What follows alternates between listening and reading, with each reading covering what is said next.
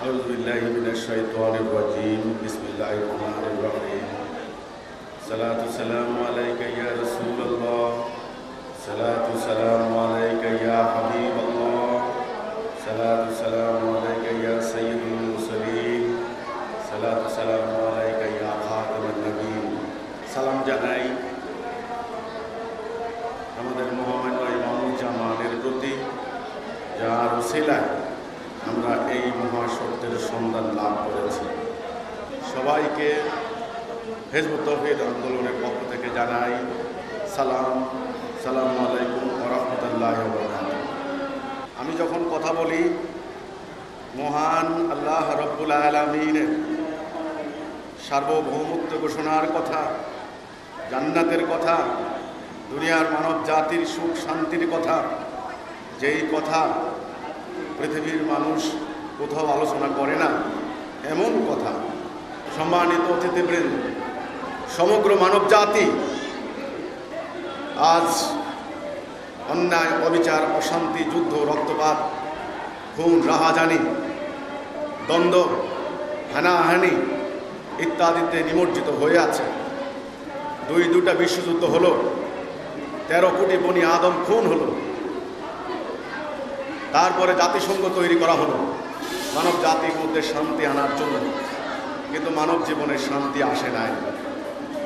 জাতিসংঘের প্রত্যেকটা মহাসচিব ব্যর্থতার দায় স্বীকার করে নিয়ে বলেছেন, আমরা মিয়ানমারের গণহত্যা বন্ধ করতে পারি নাই। একজন বলেছেন আমরা ইরাকের গণহত্যা বন্ধ করতে পারি নাই, আর একজন বলেছেন রুয়ান্ডার গণহত্যা বন্ধ করতে পারি নাই, আর একজন বলেছেন আফগানিস্তান ধ্বংস হওয়ার হাত থেকে আমরা রক্ষা করতে পারি নাই। তাহলে জাতিসংঘ তৈরি করা হলো, নতুন নতুন আইন শৃঙ্খলা বাহিনী বানানো হচ্ছে, আইনকে কঠোর থেকে কঠোরতর করা হচ্ছে, কিন্তু অন্যায়, অবিচার, যুদ্ধ, রক্তপাত, হানাহানি, মারামারি, খুন, রাহাজানি, অভাব, দারিদ্র, অধিকার আদায়ের জন্য মানুষ কিভাবে ত্রাহি সুরে চিৎকার করছে, কিন্তু অধিকার নাই। সমগ্র পৃথিবী আজ দুর্বলের উপর সবলের অত্যাচার, দরিদ্রের উপর ধনীর বঞ্চনা, সরলের উপর ধূর্তের প্রতারণা। আজকে সমগ্র দুনিয়া নরককুণ্ড। এই নরককুণ্ডে আমরা বসবাস করছি। নরককুণ্ডে বসবাস করে আমরা আল্লাহ, ভগবান, ঈশ্বর, এলি, গডকে পাওয়ার জন্য চেষ্টা করছি। কেউ মন্দিরে যাচ্ছি, কেউ গির্জায় যাচ্ছি, কেউ প্যাগোডায় যাচ্ছি, কেউ সিনাগগে যাচ্ছি, কোরআন পাঠ করছি, বাইবেল মুখস্থ করছি, ত্রিপিটক পাঠ করছি, আমরা গীতা পাঠ করছি হেভেনে, স্বর্গে, জান্নাতে যাব বলে। কিন্তু আমি বলতে চাই সমগ্র মানব জাতি এক জাতি, এক বাবা মা আদম হাওয়ার সন্তান, এক আল্লাহর সৃষ্টি হিসেবে আজকে সমগ্র জাতি ভাই বোন হিসেবে মানব জাতির কি পরিস্থিতি আপনারা জানেন। এই অবস্থায় হে মানুষ, আমরা বলতে চাই তোমরা যারা মানবতাকে বিধ্বংস করে দেওয়ার জন্য সমগ্র আয়োজন সম্পন্ন করেছ, সমস্ত ষড়যন্ত্র চালিয়ে যাচ্ছ, তোমাদের জন্য জান্নাত, হেভেন, স্বর্গ হারাম হারাম হারাম। এই হচ্ছে মানব জাতির অবস্থা। আর মুসলমান নামক জাতি, আমি যখন এইখানে দাঁড়িয়ে কথা বলছি এই মুহূর্তে 6.5 কোটি উদ্বাস্তু মুসলমান। পবিত্র কোরআনে আল্লাহ বললেন, কুনতুম খায়রা উম্মাতি উখরিজাত লিন-নাস তা'মুরুনা বিল মা'রুফ ওয়া তানহাউনা আনিল মুনকার। তোমরাই তো সেরা জাতি, তোমাদের উত্থান ঘটানো হয়েছে মানব জাতির মধ্য থেকে অন্যায়, অবিচার দূর করে ন্যায়, সুবিচার অর্থাৎ সৎ কাজের আদেশ দিবে, অসৎ কাজ থেকে তোমরা নিষেধ করবে। আমরা সেরা জাতি মুসলমান। আটলান্টিকের তীর থেকে ইন্দোনেশিয়া পর্যন্ত 150 কোটি আমাদের লক্ষ লক্ষ আলেম, লক্ষ লক্ষ মুফতি, লক্ষ লক্ষ মুফাসসির, ডাক্তার, ইঞ্জিনিয়ার, আইনজ্ঞ, বিশেষজ্ঞ, সাহিত্যিক, সাংবাদিক, বুদ্ধিজীবী, আমরা 150 কোটি। মিয়ানমারে মার খাই আমরা, পার্শ্ববর্তী দেশে মার খাই আমরা, জিনজিয়াংয়ে মার খাই আমরা, ফিলিস্তিনে 70 বছর থেকে মার খাই আমরা, বসনিয়া নিপীড়িত হই আমরা, উত্তর আফ্রিকায় না খেয়ে মারা যায় আমরা। সারা দুনিয়ায় মার খাচ্ছে একমাত্র মুসলমান। 6.5 কোটি উদ্বাস্তু মুসলমান। এই মুহূর্তে সিরিয়া 2 পরাশক্তির রণক্ষেত্র। ব্রিটেনের প্রধানমন্ত্রী তিনি সিদ্ধান্ত নিয়েছেন সিরিয়া হামলা করবেন আসাদ সরকারের বিরুদ্ধে। আসাদ সরকারের পক্ষে এসেছে পুতিন, অনেক দিন থেকে জঙ্গি বিমান হামলা চালাচ্ছে। ডোনাল্ড ট্রাম্প হুমকি দিয়েছে সে যে কোনো মুহূর্তে হামলা চালাবে। তাহলে সিরিয়া 2 পরাশক্তির আজকে রণক্ষেত্র। সিরিয়া ধ্বংস করে দেওয়া হলো, ইরাক বিনাশ হয়ে গেল, আফগানিস্তান মাটির সঙ্গে মিশে গেল, একে একে মুসলমান নামক দেশগুলি ধ্বংস হয়ে যাচ্ছে। আমরা 150 কোটি। আজকে আমাদের যে সাবজেক্ট সন্ত্রাস, জঙ্গিবাদ, সাম্প্রদায়িকতার বিরুদ্ধে গণসচেতনতামূলক এই সমাবেশ, আমরা সারা বাংলাদেশে লক্ষ লক্ষ সভা সমাবেশ, সেমিনার, মানববন্ধন ইত্যাদি করে আমরা এই কথা বোঝানোর চেষ্টা করছি। মানুষ হিসেবে আজ সমগ্র মানব জাতি একটা বিপর্যয়কর অবস্থায় এসে আমরা দাঁড়িয়েছি। আর আমরা যদি মুসলমান হই, তবে মুসলমান হিসেবে আজকে সমগ্র পৃথিবীতে যদি আমরা পর্যবেক্ষণ করি, তবে দেখব সাম্রাজ্যবাদী পরাশক্তিত রাষ্ট্রগুলি ইসলামকে টার্গেট করেছে, মুসলমানদেরকে টার্গেট করেছে।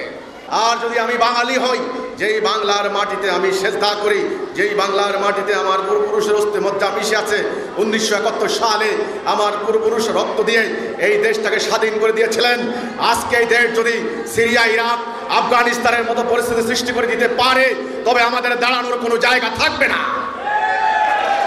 শুধু এই কারণে আমি সারা বাংলাদেশের গ্রামে গঞ্জে, রাজধানী সহ সর্বত্র সভা সেমিনার করে বেড়াচ্ছি। সরকারের মন্ত্রী পরিষদ থেকে শুরু করে মাননীয় সংসদ সদস্য পর্যন্ত এবং গ্রামের মেম্বার পর্যন্ত, আলেম ওলামা, সাংবাদিক, সাহিত্যিক, সবার সামনে আমি এই প্রস্তাব দিয়ে এসেছি। আপনারা বিবেচনা করুন আমরা কি বলতে চাই। যেই সঠিক আদর্শ লাগবে, যেই আদর্শ ছাড়া এই জাতি ঐক্যবদ্ধ হতে পারবে না। এই আদর্শ নিয়ে আমরা যারা লড়াই করছি, তাদেরকে অত্যন্ত সতর্কভাবে আমার কথা শুনতে হবে। হিজবুত তাওহীদের বক্তব্য কোনো মামুলি বিষয় নয়, কোনো হালকা পাতলা বিষয় নয়, অত্যন্ত গভীর সংকট, সাংঘাতিক সংকট, যেই সংকটে সমগ্র মানব জাতি আজ নিপতিত হয়েছে। আল্লাহ রাব্বুল আলামিন আপনাদেরকে সৃষ্টি করেছেন, তিনি আসমান, জমিন, গ্রহ, নক্ষত্র, বৃক্ষরাজি, তরুলতা, তিনি সমস্ত কিছু সৃষ্টি করেছেন। তিনি মানুষকেও সৃষ্টি করেছেন। এই মানুষ অন্য অন্য পশুর মতো নয়, মানুষের ভিতরে আল্লাহর রূহ আছে। মানুষ আল্লাহর খলিফা, আল্লাহর প্রতিনিধি। আল্লাহ পবিত্র কোরআনে বললেন, ওয়াইযা ক্বালা রাব্বুকা লিল মালাইকাতি ইন্নী জাইলুন ফিল আরদি খলিফা। স্মরণ করো সেই মুহূর্তের কথা যখন আমি মালায়েকদেরকে বললাম, পৃথিবীতে আমি আমার খলিফা পাঠাইতে চাই। আমি এই জঙ্গিবাদ, সন্ত্রাসবাদ, সাম্প্রদায়িকতার বিরুদ্ধে কাজ করি। আমি বলেছিলাম ধর্ম এসেছে মানবতার কল্যাণে। ধর্মের নামে কোনো বিনিময়ে স্বার্থ উদ্ধার করা বৈধ নয়। ধর্মের নামে কোনো অপরাজনীতি করা বৈধ নয়। জঙ্গিবাদী কর্মকাণ্ড করা বৈধ নয়। যারা এগুলি করছে, তাহলে আল্লাহর দেওয়া, আল্লাহর নাজিল করা ইসলামের অবমাননা করছে। এই কথাটা যখন আমি মাঠে ময়দানে বক্তব্য দিচ্ছি, পত্রপত্রিকার মধ্য দিয়ে, হ্যান্ডবিল দিয়ে এবং অন্যান্য মাধ্যমে জনসাধারণকে যখন সচেতন করে যাচ্ছি, তখন যারা এই দেশে জঙ্গিবাদ, সন্ত্রাসবাদ, সাম্প্রদায়িক দাঙ্গা সৃষ্টি করার জন্য সবসময় তৈয়ার, তারা আমাদের বিরুদ্ধে ষড়যন্ত্রে লিপ্ত হলো। তারা সাধারণ মানুষকে অনেকগুলি মিথ্যা কথা বলে মানুষকে প্রভাবিত করল। তারা চিন্তা করলো কোন কথা বললে মানুষ প্রভাবিত হবে, ধর্মীয় সেন্টিমেন্ট জাগ্রত হবে। তারা সে সমস্ত কথাগুলিকে রচনা করল। তারা বলল কি, হিজবুত তাওহীদ খ্রিস্টান, তারা খ্রিস্টানের কাছ থেকে টাকা পায়, 1 নাম্বার। 2 নাম্বার, এখন বলছে কি, হিজবুত তাওহীদ হলো সরকারের দালাল, সরকারের কাছ থেকে টাকা পায়। হিজবুত তাওহীদ নামাজ পড়ে না। হিজবুত তাওহীদ নারী পুরুষ একসঙ্গে তারা আপনার পত্রিকা বেচে, মিছিল করে, সমাবেশ করে। এরা ইসলাম পরিপন্থী। তারপরে হিজবুত তাওহীদ হলো মুরতাদ, কুফর, কাফের ইত্যাদি ইত্যাদি। আমরা নাকি বসাইয়া কবর দেই, কালো কাপড় দিয়া মাটি দেই, উল্টা মুনাজাত দেই, অসংখ্য মিথ্যা কথা আমাদের নামে চালু করে দিয়েছে। আজকে এই সত্যটা প্রকাশ হওয়ার সময় এসেছে, প্রকাশ করার সময় এসেছে। হিজবুত তাওহীদ কি আসলে, হিজবুত তাওহীদ কি বলতে চায়, হিজবুত তাওহীদের বক্তব্য কি, হিজবুত তাওহীদের আদর্শ কি, হিজবুত তাওহীদের আইডিওলজিটা কি, জাতির কল্যাণে, মানুষের কল্যাণে, ধর্মের কল্যাণে এটা কতটুকু প্রযোজ্য, আজকে এটা চিন্তা করার সময় হয়েছে। সময় কি হয় নাই? ইনশাল্লাহ হয়েছে। আমরা মানুষ, আমাদেরকে চিন্তা করতে হয় নিজেকে নিয়ে, সমাজকে নিয়ে, মানব জাতিকে নিয়ে। কারণ মানব জাতি আমারই জাতি, আমারই বাবা মা আদম হাওয়ার সন্তান। আমেরিকা মারা গেলে আমারই ভাই, ফ্রান্স, জার্মানি, জাপান, মধ্যপ্রাচ্য যেখানে হোক আমারই ভাই। হিন্দু পরিচয় দেন, বৌদ্ধ পরিচয় দেন, খ্রিস্টান পরিচয় দেন, মুসলমান পরিচয় দেন, নামাজি বেনামাজি, আসলে আমারই ভাই, আমারই বোন, একই বাবা মা আদম হওয়ার সন্তান। কাজেই এই মানব জাতির পরিস্থিতি নিয়ে আমাকে ভাবতে হবে। ভাবনার জন্য দেওয়া হয়েছে ব্রেন, অসম্ভব চিন্তা শক্তি। আপনারা ভাববেন, চিন্তা করবেন কোন কাজ করা উচিত, কোন কাজ করা উচিত না। দৃষ্টির জন্য দেওয়া হয়েছে চোখ, আর শোনার জন্য দেওয়া হয়েছে কান, উপলব্ধি করার জন্য দেওয়া হয়েছে হৃদয়। হৃদয় দিয়ে উপলব্ধি করবেন, ব্রেন দিয়ে বিচার বিশ্লেষণ করবেন, দৃষ্টি দিয়ে দেখবেন, কান দিয়ে শুনবেন, তারপরে আপনি সিদ্ধান্ত নেবেন। সিদ্ধান্ত নেওয়ার ক্ষেত্রে আপনি স্বাধীন। এখানে কারো দ্বারা প্ররোচিত হবেন না, প্রভাবিত হবেন না। আপনি নিজের সিদ্ধান্ত নিজে নেবেন, কোনটা আপনার করা উচিত, কোনটা করা উচিত না। ডান দিকে যাবেন নাকি বাম দিকে যাবেন, দুইটা রাস্তা আপনার সামনে পরিষ্কার। ডান বাম, সত্য মিথ্যা, ন্যায় অন্যায়, হক বাতিল, আল্লাহর হুকুম শয়তানের হুকুম, দুইটা রাস্তা। সিরাতুল মুস্তাকিম, দালালা, দুইটা পথ।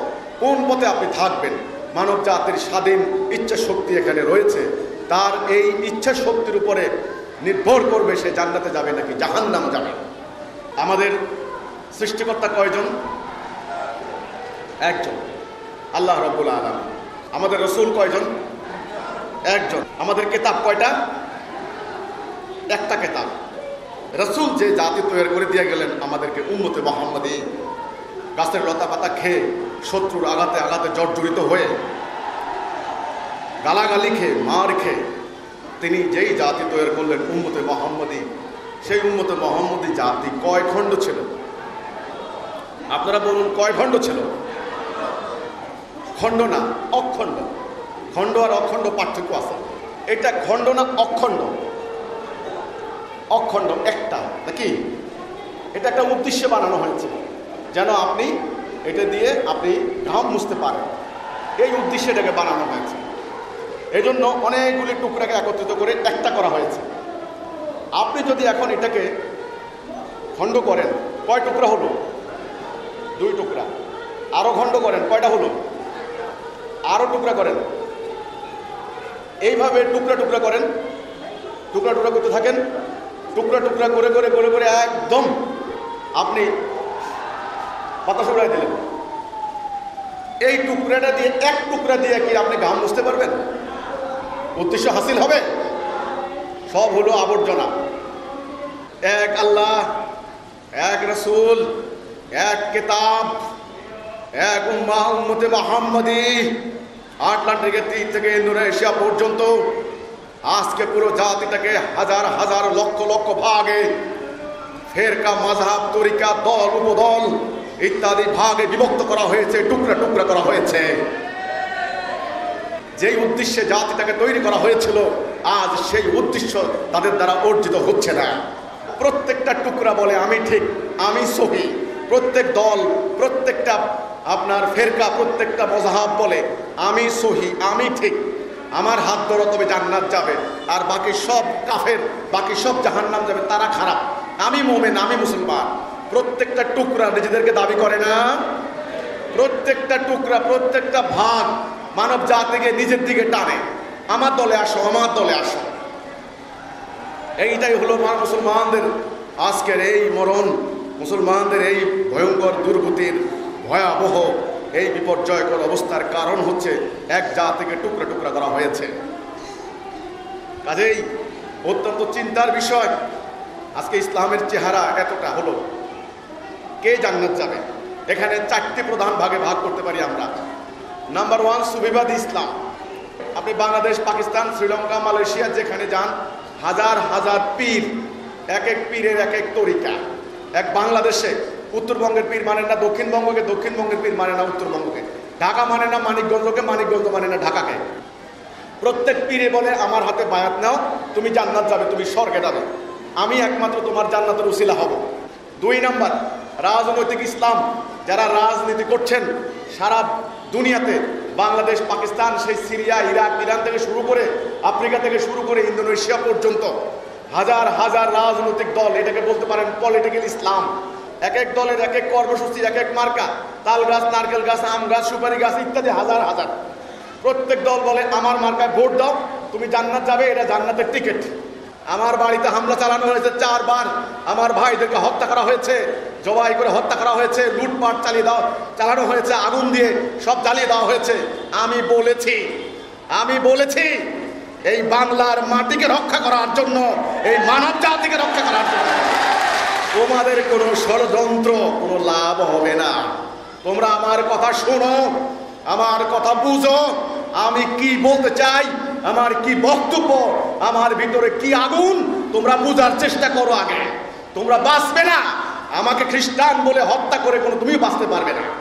সিরিয়ার মুসলমানরা আজকে বাঁচতে পারে নাই, গাদ্দাফির লিবিয়া রক্ষা পায় নাই, সাদ্দাম হোসেনের ইরাক রক্ষা পায় নাই, বাদশাহ জহিরের আফগানিস্তান রক্ষা পায় নাই।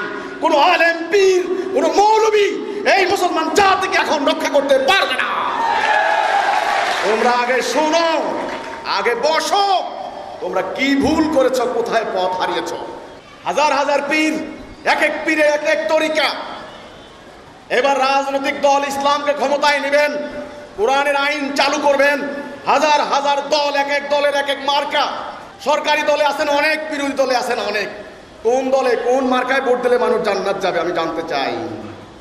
একদল সরকারের বিরোধিতা করেন, একদল সরকারের পক্ষে থাকেন। সরকারে যারা বিরোধিতা করেন রাজনৈতিক কারণে, যারা উপড়াও করতে যান, পুলিশ যখন বাধা দেয় এবার বলে পুলিশ কাফের, পুলিশকে মার, পুলিশকে আগুন দে, পুলিশকে ইট দিয়ে মাথা থেতলে দেয়। কেন আমাদেরকে বাধা দিয়েছে? তো তুমি যদি সহি হও, সরকারের পক্ষে যে ইসলামী দল আছে সেটা কি কাফের? এবার আসেন জঙ্গিবাদী দল, যারা ওই রাজনীতিও করে না, ওই পীরের মতো মুরিদও বানায় না। তাদের কথা হলো যুদ্ধ করতে হবে, কেতাল করতে হবে। রসুল কেতাল করেছেন। শুনুন, সেই বোকো হারাম, আল কায়দা, আইএস, তালেবান থেকে শুরু করে আমাদের এখানে জেএমবি, আনসারুল্লাহ থেকে শুরু করে ইন্দোনেশিয়া, মালয়েশিয়া, ফিলিপাইন, আপনি যেখানে যান হাজার হাজার জঙ্গিবাদী দল, এক এক দলের এক এক আকীদা। তারা বলে আমি ঠিক, অমুক খারাপ, বুকে বোম মারো, মানুষের মুখে বোম মেরে দাও, মানুষ মেরে ফেলাও, সরকার মেরে ফেলো, বাস শেষ, তুমি জান্নাত যাবে, তুমি শহীদ হবে। এইবার 4 নাম্বার, ব্যক্তিগত ইসলাম। ওই রাজনীতি করে না, পীরের দরবারেও যায় না, জঙ্গিবাদকেও ঘৃণা করে, ঘরের দরজা বন্ধ করে 5 ওয়াক্ত নামাজ কালাম পড়ে জান্নাত চলে যাচ্ছে। আমার কথা হলো, জান্নাতের পথ কয়টা? একটা। সূরা ফাতিহার মধ্যে আল্লাহ বলেছেন ইহদিনাস সিরাতাল মুস্তাকিম গায়রিল মাগদুবি আলাইহিম ওয়ালাদ-দাল্লিন। 2টা পথ, জান্নাতে যাওয়ার পথ সিরাতুল মুস্তাকিম একটা, আর দালালা হচ্ছে আরেকটা, ভুল পথ, ডাইন বাম, সত্য মিথ্যা। খুব খেয়াল করুন, আল্লাহর হুকুম, ইবলিসের হুকুম। কিন্তু এখন আপনারা যে এই যে হাজার হাজার দল মত, আজকে মধ্যপ্রাচ্যে যান, শিয়া মারে সুন্নিকে, সুন্নি মারে শিয়াকে। সৌদি আরবের নেতৃত্বে 40-50টা রাষ্ট্র হলো, তারা হলো সুন্নি। আমার জানা মতে আমেরিকা, রাশিয়া থেকে হাজার হাজার কোটি ডলারের অস্ত্র ক্রয় করেছেন, সেই অস্ত্রের ব্যবহৃত হয়েছে প্রত্যেকটা মুসলমানের বুকে। ইরানের নেতৃত্বে শিয়া ব্লক, আমার জানা মতে মধ্যপ্রাচ্যের প্রতিটা বুলেট ব্যবহৃত হয়েছে সুন্নির বুকে। শিয়া মারে সুন্নিকে, সুন্নি মারে শিয়াকে। শিয়া বলে সুন্নি কাফের, সুন্নি বলে শিয়া কাফের। আয়রে মুসলমান, তুমি থামো, তোমার দুনিয়াও শেষ, তোমার আখিরাতও শেষ। এখন তুমি কি করবে? 16,000 অ্যাটম বোম তৈরি করে রাখা হয়েছে। ডোনাল্ড ট্রাম্প বলে সুইচ আমার হাতে, মিস্টার পুতিন বলে সুইচ আমার হাতে। 10 লক্ষ রোহিঙ্গা মুসলমানকে তাড়িয়ে দেওয়া হলো। জাতিসংঘের দরজায় দাঁড়িয়ে থাকলো রাশিয়া, ভারত এবং চীন। একটা নিন্দা প্রস্তাব কেউ করার সাহস পায় নাই। 40,000 মুসলমান বাচ্চাদের বাপ মা নাই।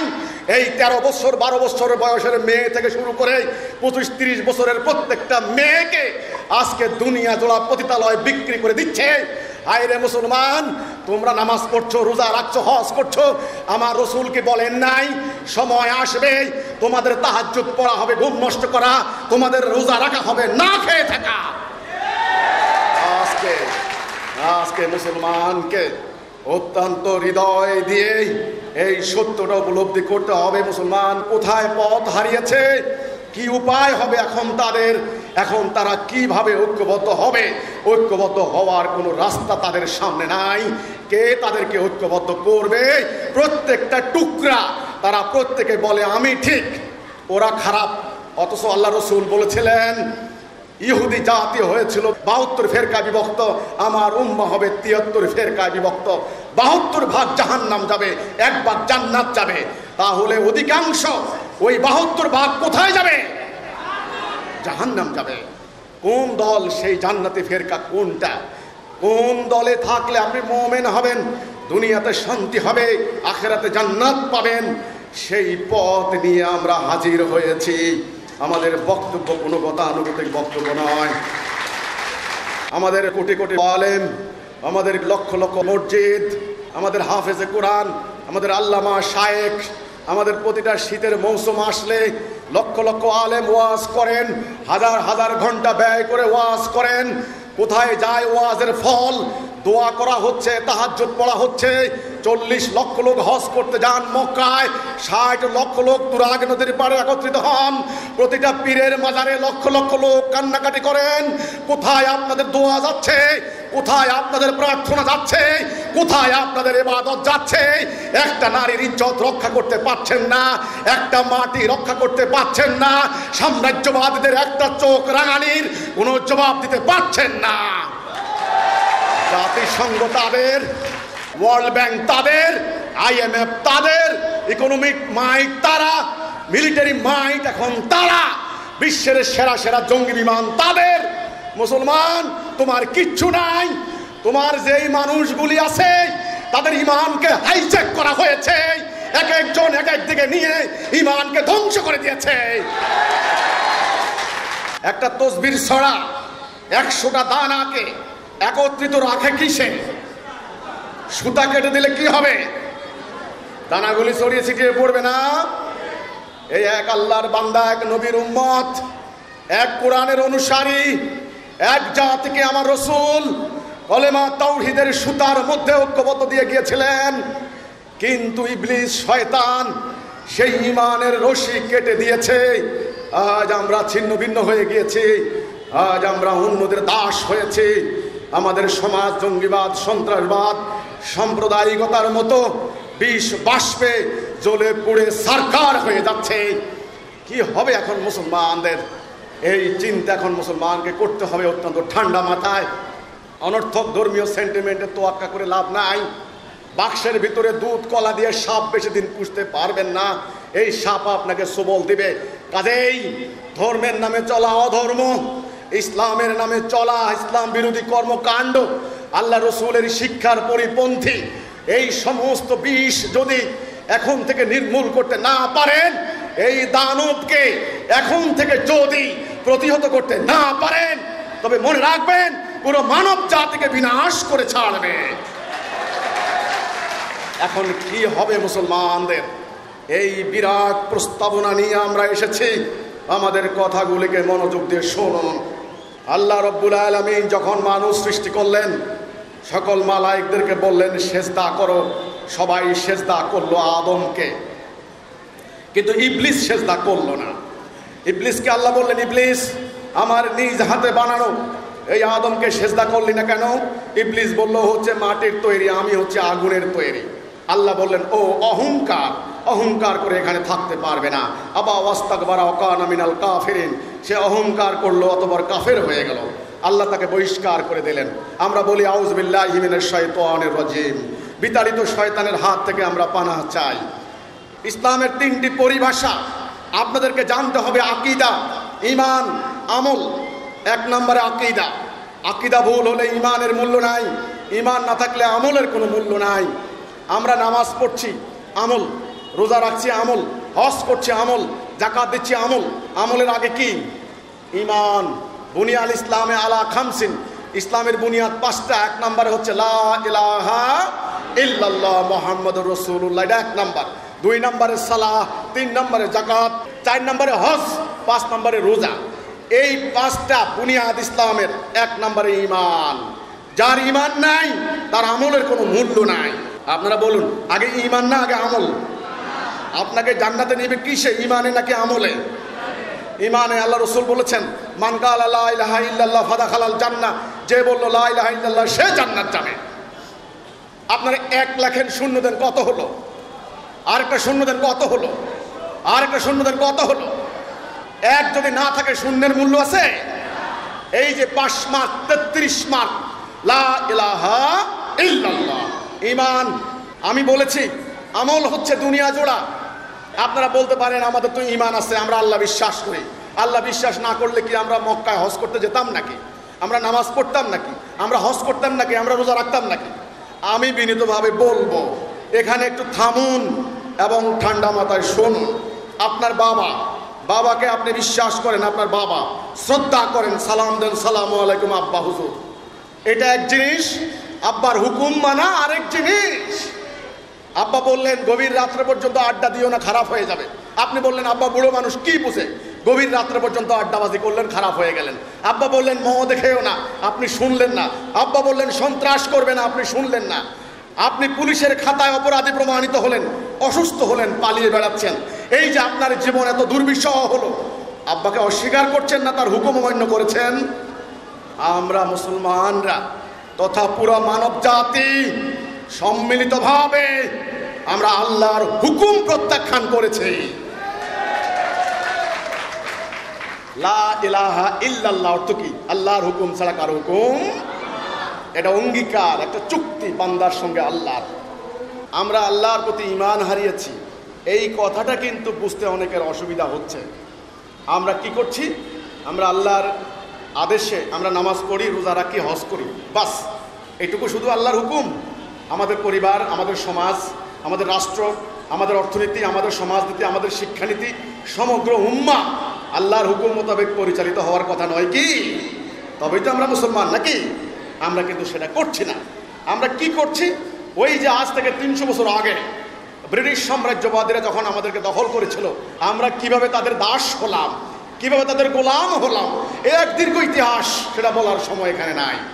আমরা যখন হলাম তখন তারা আল্লাহর হুকুম বাদ দিয়ে তাদের হুকুম চালু করে দিয়েছে, আল্লাহর অর্থনীতি বাদ দিয়ে তাদের অর্থনীতি চালু করে দিয়েছে, আল্লাহর বিচার ব্যবস্থা বাদ দিয়ে তাদের ব্যবস্থা চালু করে দিয়েছে। একে একে সমস্ত কিছু তারা আল্লাহটা বাদ দিয়ে তাদেরটা চালু করে দিয়েছে। আমরা ওই যে তখন সারেন্ডার করে নিয়েছি, আজ পর্যন্ত আল্লাহর হুকুমের দিকে প্রত্যাবর্তন করতে পারি না। হ্যাঁ, নামাজ পড়ছি, আমি অস্বীকার করছি না, নামাজ 2 নাম্বার। নামাজ কয় নাম্বার? 2 নাম্বার। রোজা কয় নাম্বার? রোজা 5 নাম্বার। জাকাত হলো 3 নাম্বার। হজ হলো 4 নাম্বার। আমল করছি, মসজিদ বানাচ্ছি, টাইলসের মসজিদ, এসি মসজিদ, কোনো সোনার গম্বুজ, ইমাম সাহেব বসেন সোনার চেয়ার, গালিচা বিছানো যেন সেজদাতে অসুবিধা না হয়। আমল করার জন্য এত আয়োজন। আমলের আগে ঈমান। যদি ঈমান থাকতো পুরো জাতি হতো এক জাতি। কয় জাতি? তরিকা কয়টা? হুকুম কয়টা? সকল ক্ষেত্রে নেতা কয়জন হবে? একজন। সিদ্ধান্ত কয়টা হবে? এখন কার সিদ্ধান্ত মানবেন? কে মানবেন? আমি তো আগেই বলেছি, পাকিস্তানের আলেমরা মানেন না ইন্ডিয়াকে, ইন্ডিয়া মানেন না ইরানকে, ইরানের আলেমরা বলে সৌদিরা কাফের, সৌদিরা বলে ইরানিরা কাফের। ইসলামী ফাউন্ডেশনের আলেমরা কোনো ফতোয়া দিলে অন্য আলেমরা অস্বীকার করেন। সরকারি আলেমরা কোনো ফতোয়া দিলে অন্য আলেমরা মসজিদে পড়বেন না, তারা সাফ সাফ জানিয়ে দিচ্ছেন। তাহলে জনগণ কার কথা শুনবে? আলেমরা বিভক্ত, সাংবাদিক বিভক্ত, সাহিত্যিক বিভক্ত, রাজনীতিক কি অবস্থা সেটা আপনারা জানেন। একই মসজিদে নামাজ পড়েন, একই ইমামের পিছনে জুম্মা পড়েন, ঈদ পড়েন, বাইর হওয়ার পরে কেউ সরকারি দল, কেউ বিরোধী দল, কেউ বামপন্থী, কেউ ডানপন্থী, কেউ কমিউনিস্ট পার্টি, কেউ এই পার্টি, কেউ ওই পার্টি, কেউ এই ইসলামী দল, কেউ ওই ইসলামী দল। এটা কি মুসলমানের জীবন? এক দল মারে আরেক দলকে, এক দল মিথ্যা মামলা দেয় আরেক দলকে। একই পাড়ায় বসবাস করি, একই বাজারে চাঁদা দিয়ে আমরা থাকি, একই জননেতাকে ভোট দেই, হিন্দু মুসলমান এতদিন আমরা চলতাম। আর এখন ফেসবুকে কি একটা ভুয়ো আইডি চালু করে দেয়, আর হাজার হাজার হিন্দু বাড়িতে হামলা চালানো হয়। এই যে কে শুনবে, কার কথা শুনবে? ধর্মপ্রাণ মানুষগুলির ঈমানকে হাইজ্যাক করা হয়েছে। কেউ ব্যক্তি স্বার্থ উদ্ধার করছে, বলছে আমাকে টাকা দাও, আমি তোমাকে জান্নাত দেব। বউয়ের সোনা দানা গবাদি পশু বিক্রি করে ওই সমস্ত ধর্ম ব্যবসায়ীদেরকে টাকা দিয়েছে, আল্লাহকে পায় নাই, রসুলকে পায় নাই। কেউ বলেছে আমাদেরকে আসে ভোট দাও, তুমি জান্নাত যাবে। মানুষ প্রতারিত হয়েছে, জাতি বিনাশী কর্মকাণ্ড ঘটানো হয়েছে, আল্লাহ রসুলের কোনো উপকার হয় নাই। আর অনেক তরুণ, আমার সমাজের সম্ভাবনাময় তরুণ, জঙ্গিবাদী দলে যোগ দিয়েছে, মানুষের বুকে বোম মেরেছে, নিজের ভবিষ্যৎ শেষ হয়ে গিয়েছে, জাতীয় ধ্বংস হয়ে গিয়েছে। তাদের মনোভাব হচ্ছে আমরা জান্নাতে যাব, আমাদের নিয়ত ঠিক আছে। আরে কি হলো না হলে পরের কথা, আমার নিয়ত ঠিক, এরকম একটা কথা বলে না। এই জন্যে বলা হয়েছে আপনি ঈমানের বলে বলিয়ান হয়ে ওই সাম্প্রদায়িক দাঙ্গা ঘটালেন, ওই জঙ্গিবাদী কর্মকাণ্ড ঘটালেন, ওই অপরাজনীতি করলেন, ঈমানকে আপনি ভুল খাতে প্রবাহিত করলেন। যে ঈমান ভুল খাতে প্রবাহিত হয়, ওই ঈমানে কোনোদিন জান্নাত পাওয়া যায় না। আমার হাতে একটা বস্তু দেখতে পাচ্ছেন, এটা কি? পানির গ্লাস। এটা কি জন্য বানানো হয়েছে? পানি খাওয়ার জন্য। এটা জানার নাম এই বস্তু সম্পর্কে আকীদা, ওভারঅল আইডিয়া, কম্প্রিহেন্সিভ কনসেপ্ট, সম্যক ধারণা। এটা যদি ভুল হয়, ব্যবহার ভুল হয়ে যাবে, আমল ভুল হয়ে যাবে। কেউ যদি আপনাকে বলে যে এটা একটা অস্ত্র, এটা পকেটে রাখো, সময় সুযোগ মতো মানুষের মাথায় মারবে, তবে আকীদা ভুল হলো না? এই কাজটাই করা হয়েছে ইসলাম সম্পর্কে, কোরআন সম্পর্কে, হাদিস সম্পর্কে। আজ আকীদা ভুলাইয়ে দেওয়া হয়েছে। এই জন্য এক একজন এক একভাবে ইমানকে হাইজ্যাক করে নিয়ে জাতি বিনাশী কর্মকাণ্ড ঘটানো হচ্ছে। এই জঙ্গিবাদী তাণ্ডব রোখানোর জন্য সরকারগুলি কি করছেন?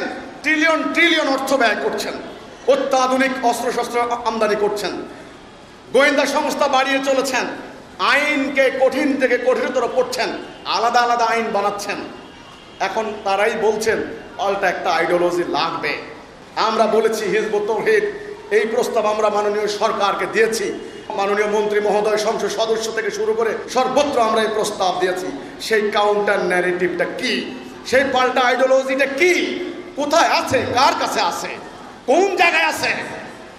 আমরা বলেছি আল্লাহ রাব্বুল আলামিন সেই পাল্টা আদর্শ আমাদেরকে দিয়েছেন। আমরা নিশ্চিত রূপে বলতে পারি আল্লাহর পক্ষ থেকে যেই মহা সত্য এসেছে, এই বাংলার মাটিতে একদিন এই সত্য দিয়ে বাংলার দামাল ছেলেরা সমস্ত দুনিয়াকে লিড দেবে। যেই তাণ্ডবের হাত থেকে রক্ষা পায় না ইরাকের মুসলমানরা, সিরিয়ার মুসলমানরা, আফগানিস্তানের মুসলমানরা, মাটিকে রক্ষা করতে পারে নাই, ইমানকে রক্ষা করতে পারে নাই, নারীর ইজ্জত রক্ষা করতে পারে নাই। ইনশাআল্লাহ আমরা বলেছি আল্লাহর অশেষ কৃপায় আমরা এই বাংলার মাটিতে সাম্রাজ্যবাদীদের বিষ দাঁত বসাতে দেব না। সেই আদর্শ আমাদের কাছে চলে এসেছে। আমি কোনো ওয়াজ করার জন্য আসি নাই, সারা রাত ওয়াজ করব, সকালবেলায় এক বান্ডেল টাকা আমাকে দিবেন, আমি টাকা নিয়ে চলে যাবো হেলিকপ্টারে। আমি ওয়াজ করতে আসি নাই, ওই ওয়াজ। কারণ আমি জানি যেই কথার মধ্যে আত্মার মিল না থাকে, আমি যেই কথা মুখে বলবো, আত্মা বিশ্বাস না করব, কাজে প্রমাণ না করব, আমি হব মুনাফিক। কাজেই এই কথার কোনো বিনিময় চলে না, কোনো অর্থের লেনদেন চলে না, সম্পূর্ণ নিঃস্বার্থভাবে মানবতার কল্যাণে। কাজেই কোনো রাজনৈতিক অভিপ্রায়ও নিয়ে আসে নাই। হাজার হাজার বরিশালের জনগণ আমাকে আগামীকাল ভোট দিবেন, আমি সেই ভোটের ডিমান্ড আপনাদের কাছে করব না। আল্লাহর কাছে আমি শুকর আদায় করব যখন আমি দেখব আমার কথাগুলি আমি পরিষ্কারভাবে বলতে পারলাম। তারপরে সেজদায় গিয়ে মহান রব্বুল ইজ্জতের শানে বলবো যে আল্লাহ, আমি আমার কথা বলে এসেছি, তুমি বলেছ, তুমি দেখো, তুমি শোনো, তুমি হৃদয়ের খবর জানো, বরিশালের মানুষের মনের ভিতর কি আছে সেটা তুমি জানো। আল্লাহ, ঐক্যবদ্ধ হবেন কি হবেন না আপনাদের ব্যাপার, সিদ্ধান্ত নেবেন কি নেবেন না সেটাও আপনাদের ব্যাপার।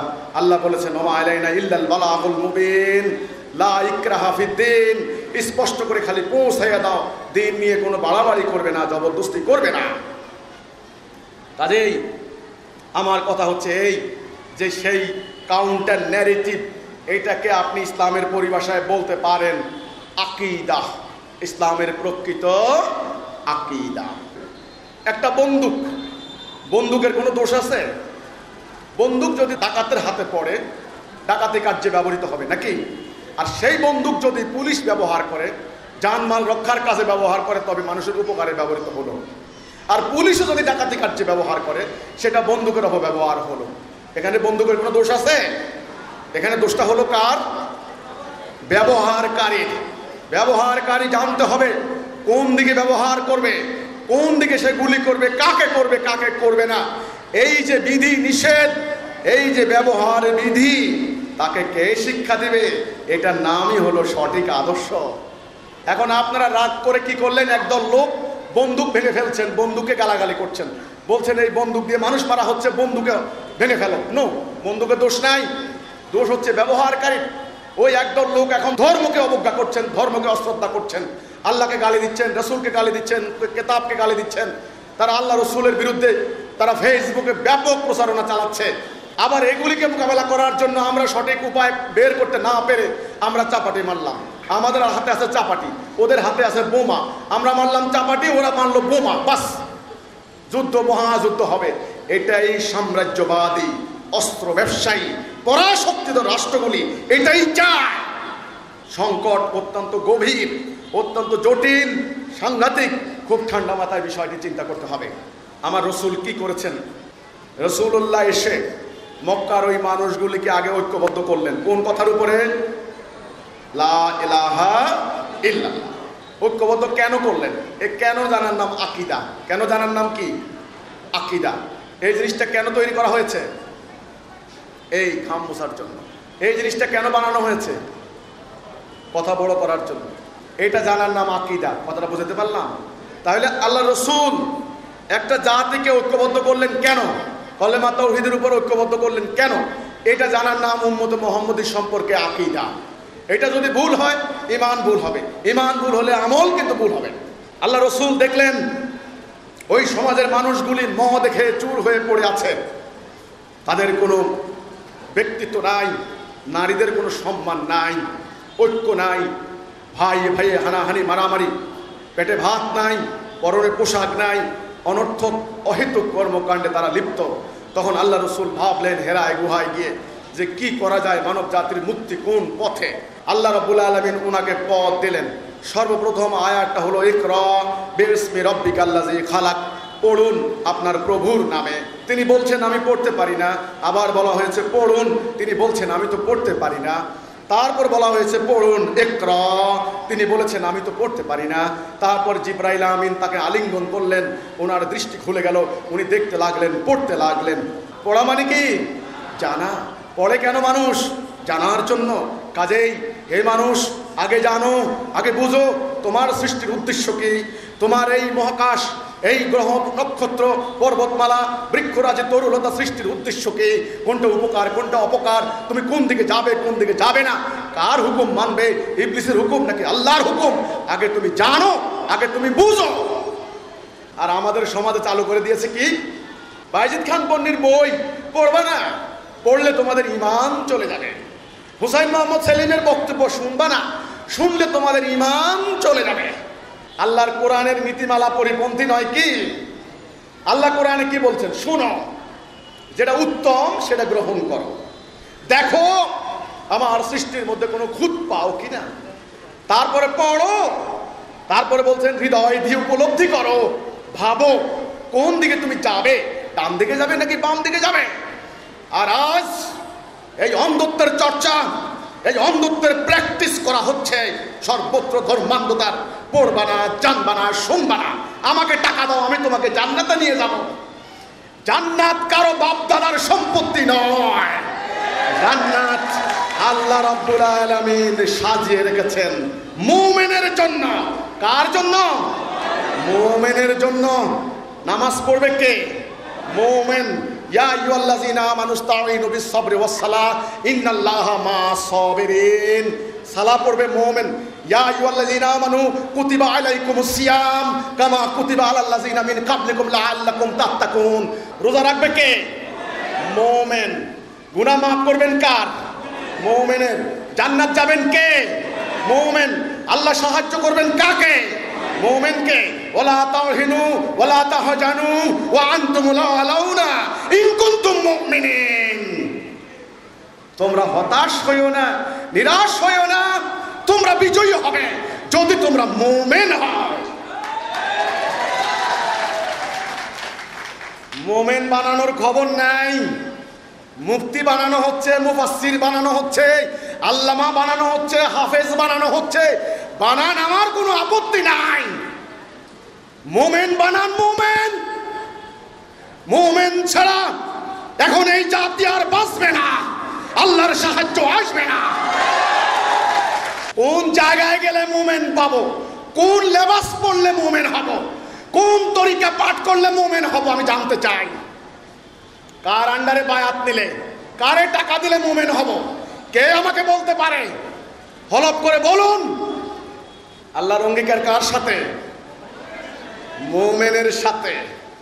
রাসূলের সাহাবীরা আমাদের মতো এত বড় পণ্ডিত ছিলেন নাকি মুমিন ছিলেন? মুমিন ছিলেন বিদায় কোনো একটা লড়াইয়ে আমরা পরাজিত হই নাই। মাত্র 5 লাখ উম্মতে মুহাম্মাদি দুইটা সুপার পাওয়ার এট এ টাইম স্ম্যাশ হয়ে গিয়েছিল রোমান সাম্রাজ্য, পারস্য সাম্রাজ্য। আর আজ তোমরা এক একজনের টাইটেলের অভাব নাই, আমলের অভাব নাই, 150 কোটি একটা মাটি নাই রক্ষা করতে পারো। তোমাদের এই এলেমের অহংকারের কি মূল্য? আমলের এই অহংকারের কি মূল্য? লেবাসের অহংকারের কি মূল্য? আমি জানতে চাই। আমার জানার অধিকার রয়েছে, প্রশ্ন করার অধিকার রয়েছে, কারণ আমার জাতি আক্রান্ত হলে আমিও হব। গুলি চালালে আমার বুকেও গুলি আসবে, আমার বোন দর্শিতা হবেন, আমার মা বেজ্জত হতে পারেন। কাজেই এই প্রশ্ন করার অধিকার আমার রয়েছে। প্রশ্ন করলে গায়ে জ্বালা ধরে। তুমি কেরা? তুমি কেন প্রশ্ন করবা? তুমি কি আরবি জানো? তুমি মাদ্রাসা পড়েছো, তোমার লেবাস কোথায়? আমরা এত পড়েছি আর আমরা কিছু করতে পারি না, তুমি দাঁড়িয়েছো। আমি বলছি ঠিক আছে, আপনারা মাদ্রাসা পড়েছেন, ভালো কথা। তাহলে আমার প্রশ্নের জবাব দেন, মোমেন কোথায়? সূরা নূরের 55 নম্বর আয়াত আল্লাহ বললেন, আল্লাহ ওয়াদা দিচ্ছেন, তোমরা যারা ঈমান আনবে এবং আমলে সালেহ করবে তোমাদেরকে পৃথিবীতে কর্তৃত্ব দেওয়া হবে, খেলাফত দেওয়া হবে। লা ইস্তাখলিফান্নাহুম ফিল আরদ। এটা কার কথা? আল্লাহর কথা। আমরা দাবি করি মুমিন, জান্নাতে যাওয়ার জন্য আমরা প্রস্তুত। লাল গালিচা বিছিয়ে রাখা হয়েছে আমাদের জন্য, মরার সাথে সাথে জান্নাতুল ফেরদাউসে চলে যাব। বাপখানা এমন।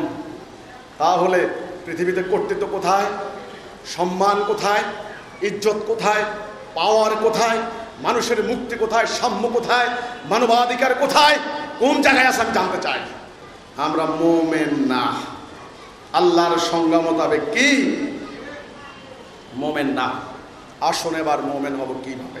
আমরা ইসলাম শিখবো কার থেকে? রাসূল থেকে। অন্য কারো কাছ থেকে ইসলাম শিখতে যাবেন খবর আছে। রাসূল কি করেছেন এক দৃষ্টিতে আমরা দেখি। রাসূলুল্লাহর পুরো জীবন, পুরো লাইফ আমরা এক দৃষ্টিতে তাকাই। পূর্ণাঙ্গ জীবন, এটার নাম আকীদা। এটার নাম কি? আকীদা। তিনি প্রথম দিন থেকে শেষ দিন পর্যন্ত কি করেছেন এটা এক দৃষ্টিতে দেখার নাম আকীদা। আমরা দেখি তিনি একটা জাতি তৈরি করলেন, উম্মতে মুহাম্মাদি। সেই আরবের মানুষগুলি, আমি একটু আগেও বলেছি, তাদের কোনো চিন্তা ছিল না। তাদেরকে রাসূল চিন্তা করতে শিখালেন, ভাবতে শিখালেন। তারা খাইতে জানতো না, পড়তে জানতো না। আপনারা জানেন, পেশাব পায়খানার নিয়ম জানতো না, কোনো রাষ্ট্র ব্যবস্থা ছিল না, কোনো সংবিধান ছিল না। সেই রাসূল সেই জাতিটাকে ঐক্যবদ্ধ করে একটা জীবনের তাদেরকে লক্ষ্য ধরিয়ে দিলেন, একটা কর্মসূচিতে তাদেরকে আনলেন। ঐক্যবদ্ধ করলেন কিসের উপরে? লা ইলাহা। কথাটা মনে আছে তো নাকি? আল্লাহর হুকুম ছাড়া কারো হুকুম, বাস। এই ঐক্য। কেমন ঐক্য? সীসা গলানো ঐক্য। তারা ভাই হয়ে গেল। আগে ছিল শত্রু, এখন হলো কি? ভাই। শুনুন, এক ভাই আরেক ভাইকে রেখে খায় না। এক ভাই আরেক ভাই জেহাদের ময়দানে পর্যন্ত পানি না খেয়ে ওই ভাই পানি খান নাই। এমন ভ্রাতৃত্বের বন্ধন রাসূলুল্লাহ সৃষ্টি করে দিলেন। ভাই হয়ে গেলেন, 1 নাম্বার। 2 নাম্বার, তারা রাসূলকে নেতা মানলেন। এই নেতা ওই নেতা, এই সিদ্ধান্ত ওই সিদ্ধান্ত। নো, সিদ্ধান্ত কয়টা? একটা। আল্লাহ রাসূলকে মানলেন, আপনি আমাদের জীবনের সিদ্ধান্ত দেবেন আল্লাহর নির্দেশনা মোতাবেক। তাহলে জাতি কয়টা হলো? সিদ্ধান্তদাতা কয়টা হলেন? একজন। এইবার 2 নম্বরে শৃঙ্খলা। রাসূল তাদেরকে ডিসিপ্লিন শিখালেন। কেমনে সালাহ করবে, সালাতে কেমনে দাঁড়াবে, কেমনে রুকু দেবে, কেমনে সেজদা দেবে, কেমনে মানুষকে রাস্তাঘাটে চলবে, কেমনে ঘুমাবে, কেমনে বাথরুমে যাবে। এইভাবে সমস্ত জীবন একটা ডিসিপ্লিনের মধ্যে আনলেন। কেমনে বিয়ে শাদী করবে, কেমনে তারা তালাক দেবে, কিভাবে ব্যবসা বাণিজ্য করবে, ইত্যাদি সমস্ত ডিসিপ্লিন শিক্ষা দিলেন। 2 নাম্বার। 3 নাম্বার, আনুগত্য শিক্ষা দিলেন। এতায়া আতিউল্লাহ আতিউর রাসূল আউলিল আমরি মিনকুম। আল্লাহর আনুগত্য, রাসূলের আনুগত্য এবং আমিরের আনুগত্য, এই আনুগত্য শিক্ষা দিলেন। আনুগত্যের বেলায় রাসূল বললেন, তোমাদের আমির যদি কান কাটা হয়, নিগ্র হয়, কৃতদাস হয়, ক্ষুদ্র মস্তিষ্ক হয়, তবু তোমরা তার কথা শুনবে, সে তোমাদের আমির। হুকুম দেওয়ার পর আসমাউ আত্তাবিউ, বিনা শর্তে তোমরা মানবে, প্রশ্নহীন, শর্তহীন, দ্বিধাহীন আনুগত্য করবে। যে আরব জাতি কারো আনুগত্য করতো না, আপনারা জানেন, ওরা ছিল ট্রাইব, গোত্র। ওই গোত্রপতি নিজেদেরকে সেরা মনে করে, অন্যকে পাত্তা দেয় না। সেই গোত্রীয় অহমিকাকে রাসূলুল্লাহ মাটি দিয়ে তিনি আনুগত্য শিখালেন। কি শিখালেন? 4 নাম্বার, তিনি অন্যায় অবিচার থেকে হিজরত শিখালেন, শিরক কুফর থেকে হিজরত শিখালেন। এই 5টা কর্মসূচি উম্মতে মুহাম্মদের কর্মসূচি, এটাই হিজবুত তাওহীদ আন্দোলনের কর্মসূচি। খুব খেয়াল করুন। 5 নাম্বার জেহাদ। এই জেহাদ মানে ওই বোম মারা না। এখন তো বোম মারা বলে জেহাদ, বাসে পেট্রোল বোমা মারা বলে জেহাদ, সারা রাত অন্যায় অবিচার করে বলে জেহাদ। এই যে রসুল করেছেন আমরা করছি জেহাদ। জেহাদের অবমাননা করা হয়েছে। জেহাদের অর্থ বুঝেন, জেহাদে ফি সাবিলিল্লাহ, আল্লাহর রাস্তায় জেহাদ। সেটা কি? সত্য প্রতিষ্ঠার জন্য, ন্যায়ের জন্য, হকের জন্য আপ্রাণ প্রচেষ্টার নামই হচ্ছে জেহাদ। জেহাদের লক্ষ্য কিন্তু ব্যক্তিগত কোনো স্বার্থ থাকবে না, গোষ্ঠীগত স্বার্থ থাকবে না। হযরত আলীকে থুতু মারা হয়েছিল। হযরত আলী তাকে ছেড়ে দিল শত্রুকে, বললো আমাকে মারলে না কেন? বললেন আমরা লড়াই করি আল্লাহর জন্য। তুমি থুতু মারার পরে আমার ব্যক্তিগত আক্রোশ তোমার উপর শুরু হয়ে গিয়েছে, কাজে এখন যদি আমি তোমাকে হত্যা করি সেটা হবে আমার নফসের পূজা, আমার ব্যক্তিগত প্রতিশোধ। এজন্য তিনি তাকে হত্যা করেননি। কাজেই জেহাদ হবে কার জন্য? আল্লাহর জন্য, মানবতার কল্যাণে। আল্লাহ রসুল সেই আরব জাতিকে এই সংগ্রাম শিখালেন অন্যায়ের বিরুদ্ধে। যে আরবরা অন্যায়ের বিরুদ্ধে মাথা তুলত না, যে আরবদের সামনে অন্যায় অবিচার চলত, সেই আরবদেরকে রসুল মাথা উঁচু করতে শিখালেন। তারা আজ অন্যায়ের বিরুদ্ধে প্রতিবাদ করে। এটার নাম জিহাদ। যখন জিহাদ শিখালেন রসুল্লাহ, পুরো জাতি একটা সাংঘাতিক মাইট হয়ে গেলেন। লক্ষ্য ছিল না, লক্ষ্য হয়ে গেল। উদ্দেশ্য ছিল না, উদ্দেশ্য হয়ে গেল। তরিকা একটা, পথ একটা, নির্দেশনা একটা, কর্মসূচি একটা, জাতি একটা। আপনারা বলুন, একটা দেশের জনসংখ্যা যদি এইরকম একটা ঐক্যবদ্ধ হতে পারে, কেমন শক্তি হয় আপনারা বলুন।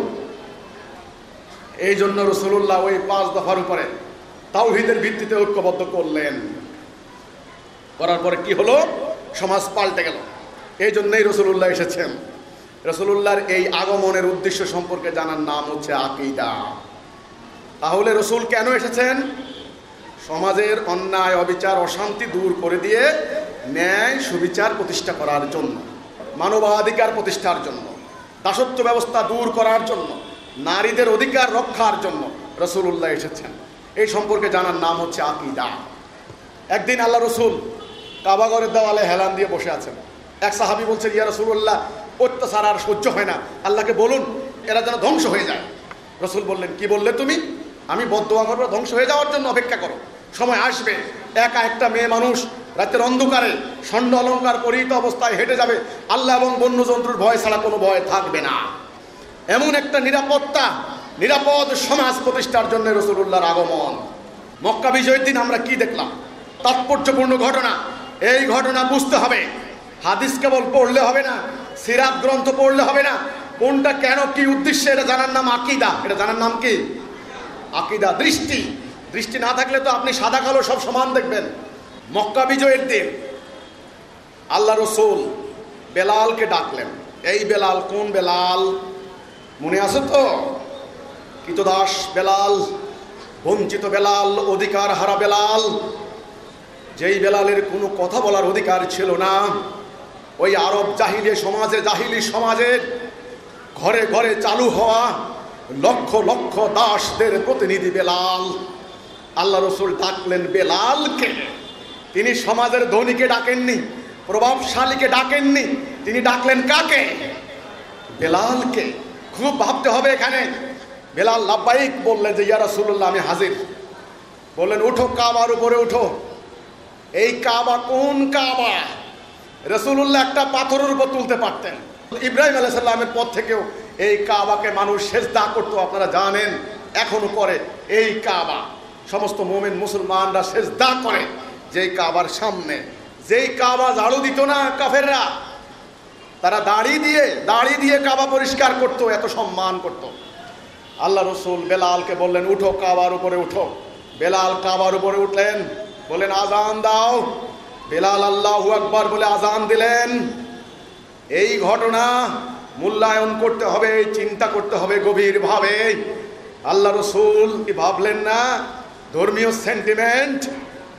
13টা বৎসর আমার সাহাবীদের উপরে, আমার উপরে অবর্ণনীয় অত্যাচার চালানো হয়েছে। আমাকে ধর্ম বিরোধী আখ্যা দেওয়া হয়েছে, আমাকে দ্বীনে হানিফের বিরোধী বলা হয়েছে, আমাকে আল্লাহর শত্রু বানানো হয়েছে, আমাকে কাবার শত্রু বানানো হয়েছে। এই 13টা বৎসর আমার বিরুদ্ধে অপপ্রচার চালানো হয়েছে। সবে মাত্র আমি মক্কা বিজয় করেছি। আল্লাহ রসুল কি ভাবলেন না ধর্মীয় সেন্টিমেন্ট উত্তেজিত হয়ে যাবে? রসুল কি ভাবলেন না? হ্যাঁ, তিনি ভাবলেন। তিনি অনর্থক, অহেতুক, যুক্তিহীন, অনর্থক সেন্টিমেন্টের তোয়াক্কা করলেন না। তিনি সত্যের নবী, তিনি হকের নবী, তিনি ন্যায়ের প্রতীক। তিনি সত্যের দণ্ড দিয়ে মিথ্যার মস্তকে আঘাত হেনেছেন বারবার। ওই আরব সমাজে প্রচলিত পরম্পরা, সমস্ত অপসংস্কৃতি, ধর্মের নামে চলা অধর্মের মস্তকে আঘাত হেনে হেনে তিনি চুরমার করে দিয়েছেন। তিনি ধর্মের প্রকৃত রূপ, অনাবিল রূপ, মানুষের অধিকার, মানুষের মর্যাদা তিনি প্রতিষ্ঠা করেছেন। এই জন্যে ওনাকে রক্ত দিতে হয়েছে, ওনার সাহাবীদের রক্ত দিতে হয়েছে। উনি বেলালকে বললেন আজান দাও। যেই বেলালকে উমাইয়ারা পাথরের উপরে চাপা দিত, সেই উমাইয়াদের সেজদার জায়গায় দাঁড়িয়ে পৃথিবীর সমস্ত কৃতদাসের প্রতিনিধি বেলাল আল্লাহর শ্রেষ্ঠত্বের ঘোষণা দিচ্ছেন। মানব জাতি দেখলো, নতুন ইতিহাস রচিত হলো।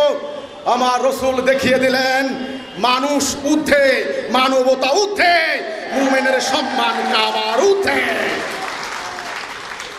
আজ সেই মানবতাকে ভুলণ্ঠিত করে দিয়ে সেই মানবতা ত্রাহি সুরে চিৎকার করছে। সমগ্র দুনিয়াময় আজ অধিকার হারা মানুষ অধিকারের দাবিতে চিৎকার করছে। আমাদের ওই ধর্মগুরুদের খেয়াল নাই, ওই পীর সাহেবদের নজর নাই, ওই আলেমদের, ওই নামাজি, ওই হাজিদের কোনো খেয়াল নাই। মানুষের অধিকার রক্ষার সংগ্রাম হচ্ছে আসল সংগ্রাম, জিহাদ। আমার রসুল এটা প্রমাণ করে দিলেন। কি প্রমাণ করলেন? মানবতা ঊর্ধ্বে, মানুষ ঊর্ধ্বে, মুমিনের সম্মান কাবার ঊর্ধ্বে। অনর্থক সেন্টিমেন্টের তোয়াক্কা করলেন না। একটা কথা বলতে পারি না, বলে কি এইসব কথা বলবেন না, বললে ধর্মীয় সেন্টিমেন্ট, পাবলিকের মাথা গরম হয়ে যাবে। আমি তো বলি অনর্থক সেন্টিমেন্ট হচ্ছে বোতলে ভরা দানবের মতো। এই দানব যতদিন রাখবেন ততদিন বিনাশ করে ছাড়বে সুযোগ মতো বের হয়ে।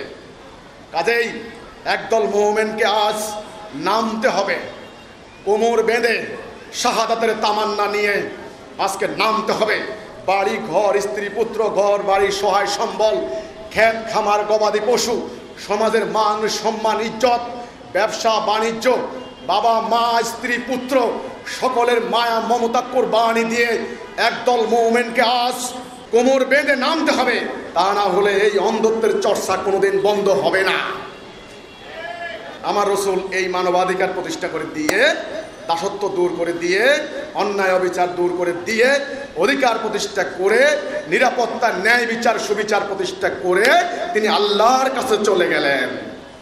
ওনার আগমনের উদ্দেশ্য ছিল এইটা, সমগ্র দুনিয়াময় এই সত্য প্রতিষ্ঠা, এই দ্বীনুল হক প্রতিষ্ঠা, যেটা আল্লাহ দিয়েছেন ওনাকে ইবলিসের চ্যালেঞ্জে বিজয় লাভ করার জন্য।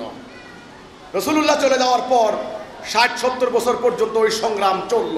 বাকি অর্ধ দুনিয়ায় সত্যের ছায়াতলে আসলো, ন্যায় প্রতিষ্ঠা হলো, অন্যায় দূর হলো, আল্লাহর সত্য প্রতিষ্ঠা হলো। তারপরে ঘটলো মহা দুর্ভাগ্যজনক ঘটনা। বিগত ১৩০০ বছর ধরে ধরে আমরা এই প্রকৃত ইসলাম বিকৃত হতে হতে হতে হতে হতে আজ সম্পূর্ণ বিকৃত, বিপরীতমুখী হয়ে গিয়েছে। সেই ইসলাম আর নাই, সেই মুসলমান আর নাই, সেই হেদায়া নাই, সেই তাওহীদ নাই, সেই আদর্শ নাই। তারা এখন নিজেরা ছিন্ন ভিন্ন, হাজার হাজার ফেরকা মাযহাবে বিভক্ত, একদল আরেক দলকে মারে, একদল আরেক দলকে কাফের ফতোয়া দেয়। আর তাদের প্রতিপক্ষ সাম্রাজ্যবাদী পরাশক্তি, তাদের হচ্ছে ট্রিলিয়ন ট্রিলিয়ন অর্থ, তাদের ইকোনমিক মাইট, মিলিটারি মাইট, অ্যাটম বোম প্রস্তুত। তারা যখন সিদ্ধান্ত নেয়, ওই সিদ্ধান্তকে রোখানোর মতো ক্ষমতা এই জাতির নাই। এখন কি হবে তাহলে? এটাই আমাদের বক্তব্য। আপনাদের একটা লক্ষ্য আছে না, একটা উদ্দেশ্য আছে না? এই লক্ষ্যটা জানার নাম আকীদা। আকীদা ভুল হলে সব ভুল হয়ে যাবে। ঈমান ভুল হবে, ঈমান ভুল হলে আমল ভুল হবে। কাজে আপনারা একটা কথা মনে রাখবেন, হিজবুত তাওহীদ আন্দোলনের একটা লক্ষ্য আছে, একটা উদ্দেশ্য আছে। সেই উদ্দেশ্যটা কি, সেই লক্ষ্যটা কি? শুনুন খেয়াল করে। এই যে তারা না জেনে অথবা ইচ্ছা করে আমাদেরকে বলে খ্রিস্টানের দালাল, সরকারের দালাল, ইত্যাদি ইত্যাদি। কিন্তু আপনারা হিজবুত তাওহীদ সম্পর্কে এক সরিষা পরিমাণ সন্দেহ রাখবেন না। আপনারা বুঝুন হিজবুত তাওহীদের লক্ষ্য কি, হিজবুত তাওহীদের উদ্দেশ্য কি। আল্লাহ রসুলের যেই লক্ষ্য, হিজবুত তাওহীদের সেই লক্ষ্য। আল্লাহর যে অভিপ্রায়, হিজবুত তাওহীদের সেই অভিপ্রায়।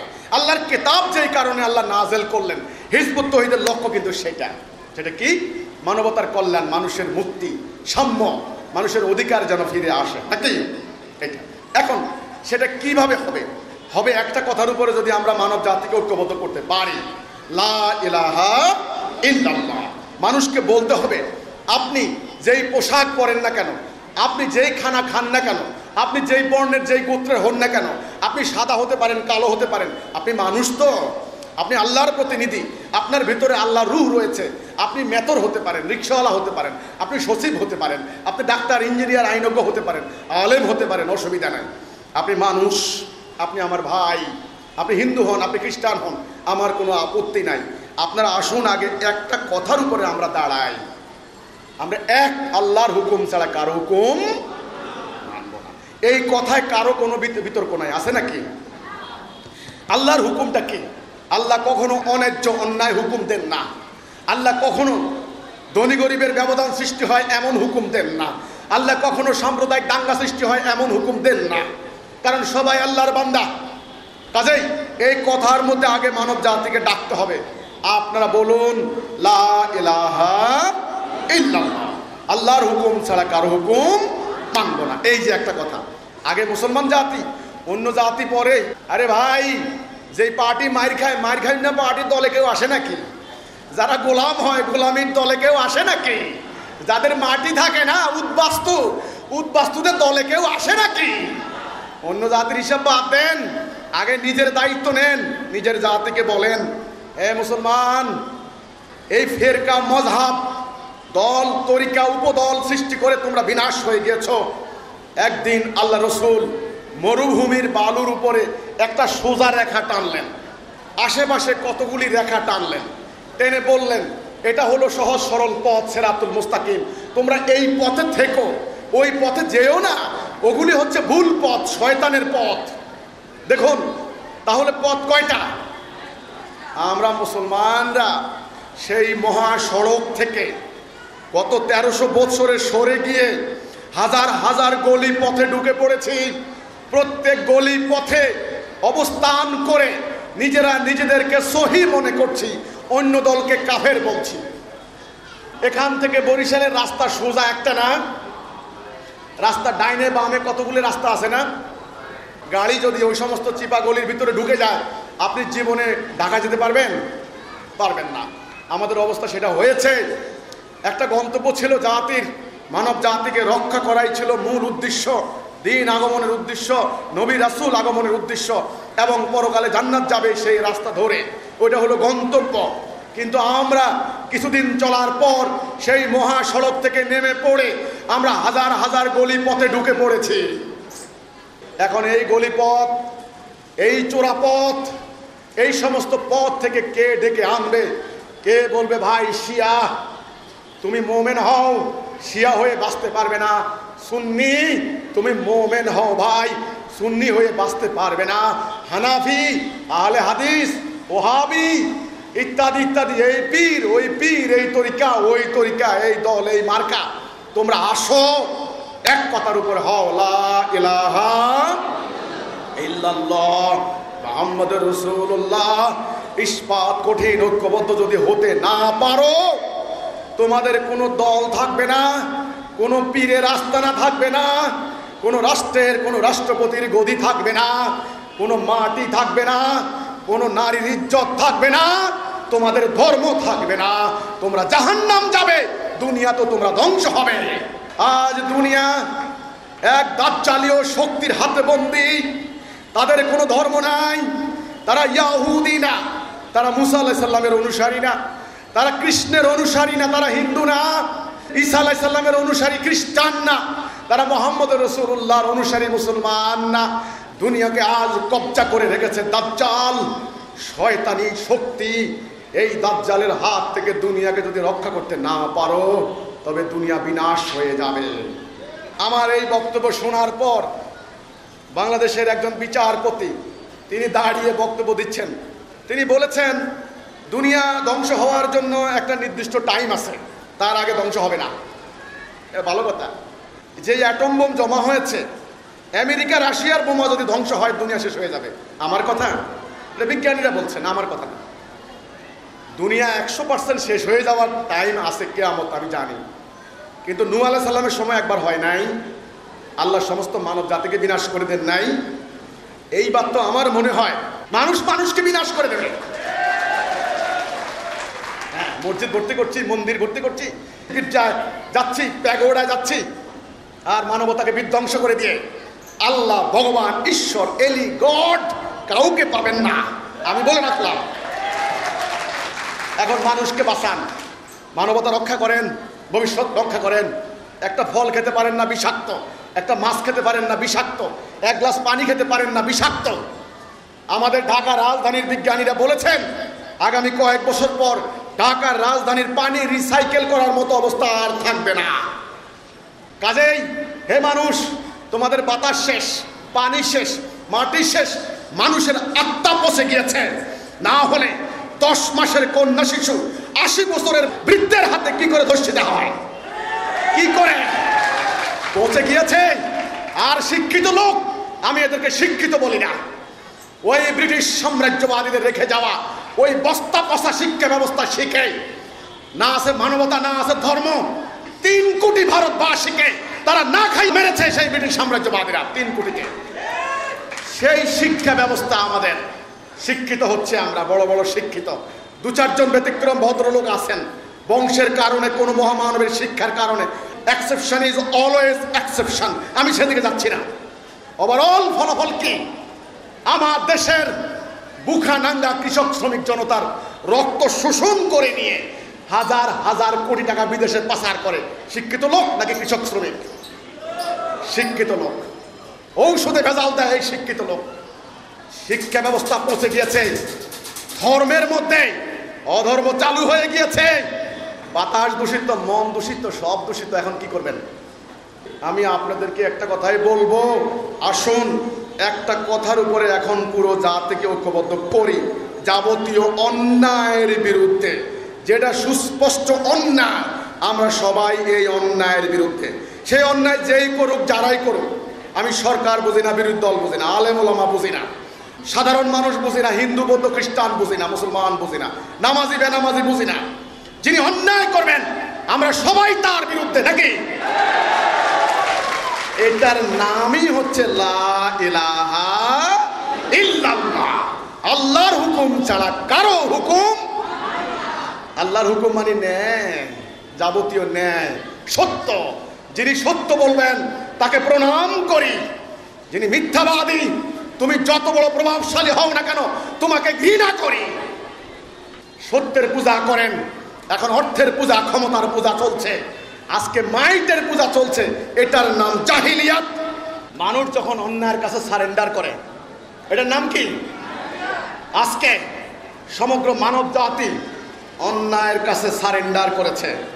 দুর্বলের উপর সবলের অত্যাচার, সংখ্যালঘিষ্ঠের উপর সংখ্যাগরিষ্ঠের অত্যাচার, শাসকের উপর শাসকের জুলুম, দরিদ্রের উপর ধনীর বঞ্চনা, সরল মানুষের উপর দুর্ত মানুষের প্রতারণা। আজকে দুনিয়া নরককুণ্ড। এই নরককুণ্ডে কারো ধর্ম পরিচয় হবে না, সব মিথ্যা।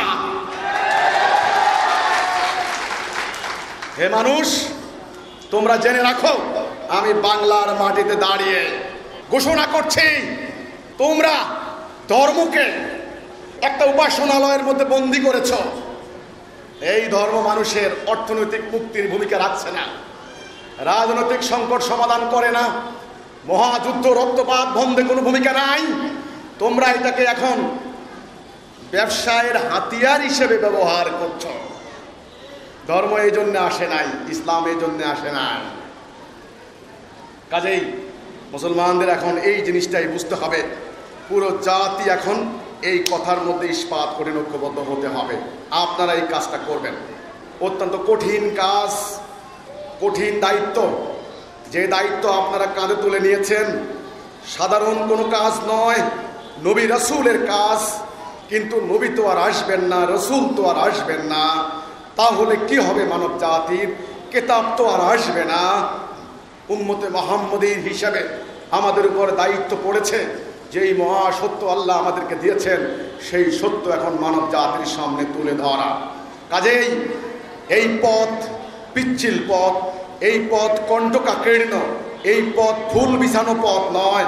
এই পথে গালি আসবে, মার আসবে, হত্যা করা হবে, জুলুম করা হবে, জেল হবে, অনেক কিছু হতে পারে।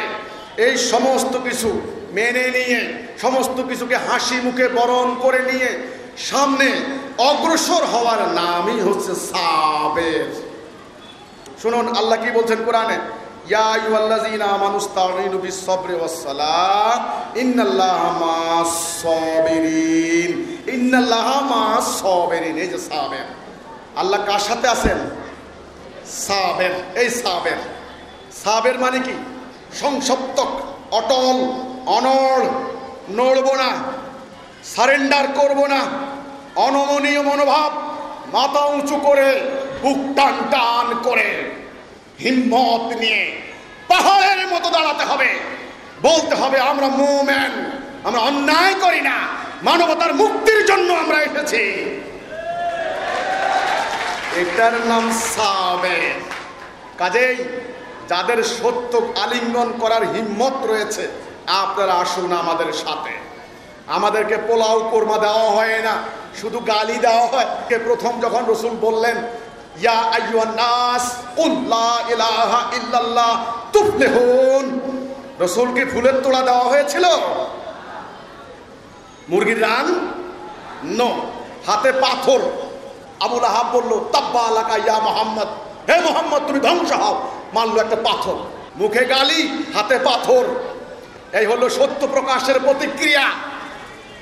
কাজেই মুমিনরা যারা সত্য নিয়ে দাঁড়িয়েছেন, আমি আপনাদেরকে বলতে চাই আপনাদের ঐক্যবদ্ধ হবেন কি রকম? লোহার ন্যায়, সবাই ভাই ভাই। কি ভাই ভাই? মুখে ভাই না, মুখে ভাই না, আমরা সবাই আত্মার ভাই। রক্তের সম্পর্কের থেকেও আমাদের এই সম্পর্ক হবে আপন। যদি আমরা এই ভাই হই, তবে আমি বলে রাখি একটা হিজবুত তাওহীদ যেন বিনা চিকিৎসায় মারা না যায়, এটা যেন আপনারা খেয়াল রাখবেন। কথা মনে থাকবে? একটা হিজবুত তাওহীদ যেন খাদ্যের অভাবে মারা না যায়, একটা হিজবুত তাওহীদ যেন বস্ত্রের অভাবে কষ্ট না পায়, একটা হিজবুত তাওহীদ থাকার জায়গায় উদ্বাস্তু এমন না হয়। আমার ভাইয়ের গায়ে পোশাক নাই, ঘরে খাবার নাই, আমি লম্বা জুব্বা গায়ে দিয়ে ওয়াজ করি, এই ওয়াজ আমাকে জাহান্নাম নেবে।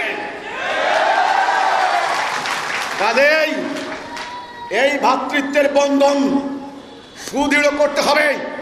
টেকনাফ থেকে তেঁতুলিয়া আমরা সারা বাংলায় এই সত্য প্রচার করে যাচ্ছি। আমার কোনো ভাই বোন যদি বিপদে পড়ে পঙ্গপালের ন্যায় আমরা সবাই ছুটে যাব। কোনো পাহাড় পর্বত, কোনো সীমানা আমাদেরকে আটকাতে পারবে না। প্রত্যেকটা ভাই বোন যেন এই হিম্মত হৃদয়ে পোষণ করেন। আমার কোনো ভাইয়ের গায়ে যদি কেউ হাত তোলে, আইনের প্রতি আমি শ্রদ্ধাশীল। দেশে আদালত আছে, আইন আছে, আমি আইনের দ্বারস্থ হব, আদালতের দ্বারস্থ হব। আপনারা থানাকে জানাবেন, ওসি সাহেবকে বলবেন। ওসি সাহেব যদি কথা না শুনেন এসপি সাহেবকে বলবো, এসপি সাহেব যদি গুরুত্ব না দেন ডিআইজিকে বলবো, ডিআইজি না শুনলে আইজি সাহেবকে বলবো, আইজি সাহেব গুরুত্ব না দিলে স্বরাষ্ট্রমন্ত্রী আছেন, স্বরাষ্ট্রমন্ত্রী গুরুত্ব না দিলে প্রধানমন্ত্রী আছেন। যতক্ষণ দেশে আইন আছে, আদালত আছে, আইন শৃঙ্খলা বাহিনী আছে, ততক্ষণ আপনারা আইন হাতে তুলে নেবেন না। বহু অত্যাচার চালানো হয়েছে, আমাদেরকে অত্যাচার করে করে আমাদের ভাইদেরকে শহীদ করা হয়েছে। আর বলে কি হাতুড়ি পার্টি, আমরা নাকি হাতুড়ি রাখি। এই বরিশালে কি পরিমাণ অত্যাচার চালানো হয়েছে, মাথা নেড়া করে দিয়েছে, পিটিয়ে হত্যা করেছে শহীদ সাইফুল্লাহকে। আমাদের কি অপরাধ? আমরা কি কোথাও কাউকে হামলা করতে গিয়েছিলাম? আমরা কি কোথাও মারামারি করতে গিয়েছিলাম? আমরা কি কোথাও হামলা করেছিলাম? অথচ আপনাদের এই বরিশালে লক্ষ লক্ষ মানুষের মাহফিলে হিজবুত তৌহিদের সদস্যদের উপরে হামলা করার জন্য উস্কানি দেওয়া হয়েছে, দেয় নাই? তাহলে আমাকে মারার হুমকি দিবেন, আমাকে দিনে রাতে হামলা চালাবেন, আমার বাড়িতে আগুন দিবেন, আমার ভাইদেরকে হত্যা করবেন, আমরা একটা কথাও বলতে পারবো না? তাহলে আইনের বইতে সেলফ ডিফেন্স কেন আছে? আত্মরক্ষার ওই বিধান, ওই আইন মুছে ফেলেন। আমার আত্মরক্ষা করার অধিকার রয়েছে।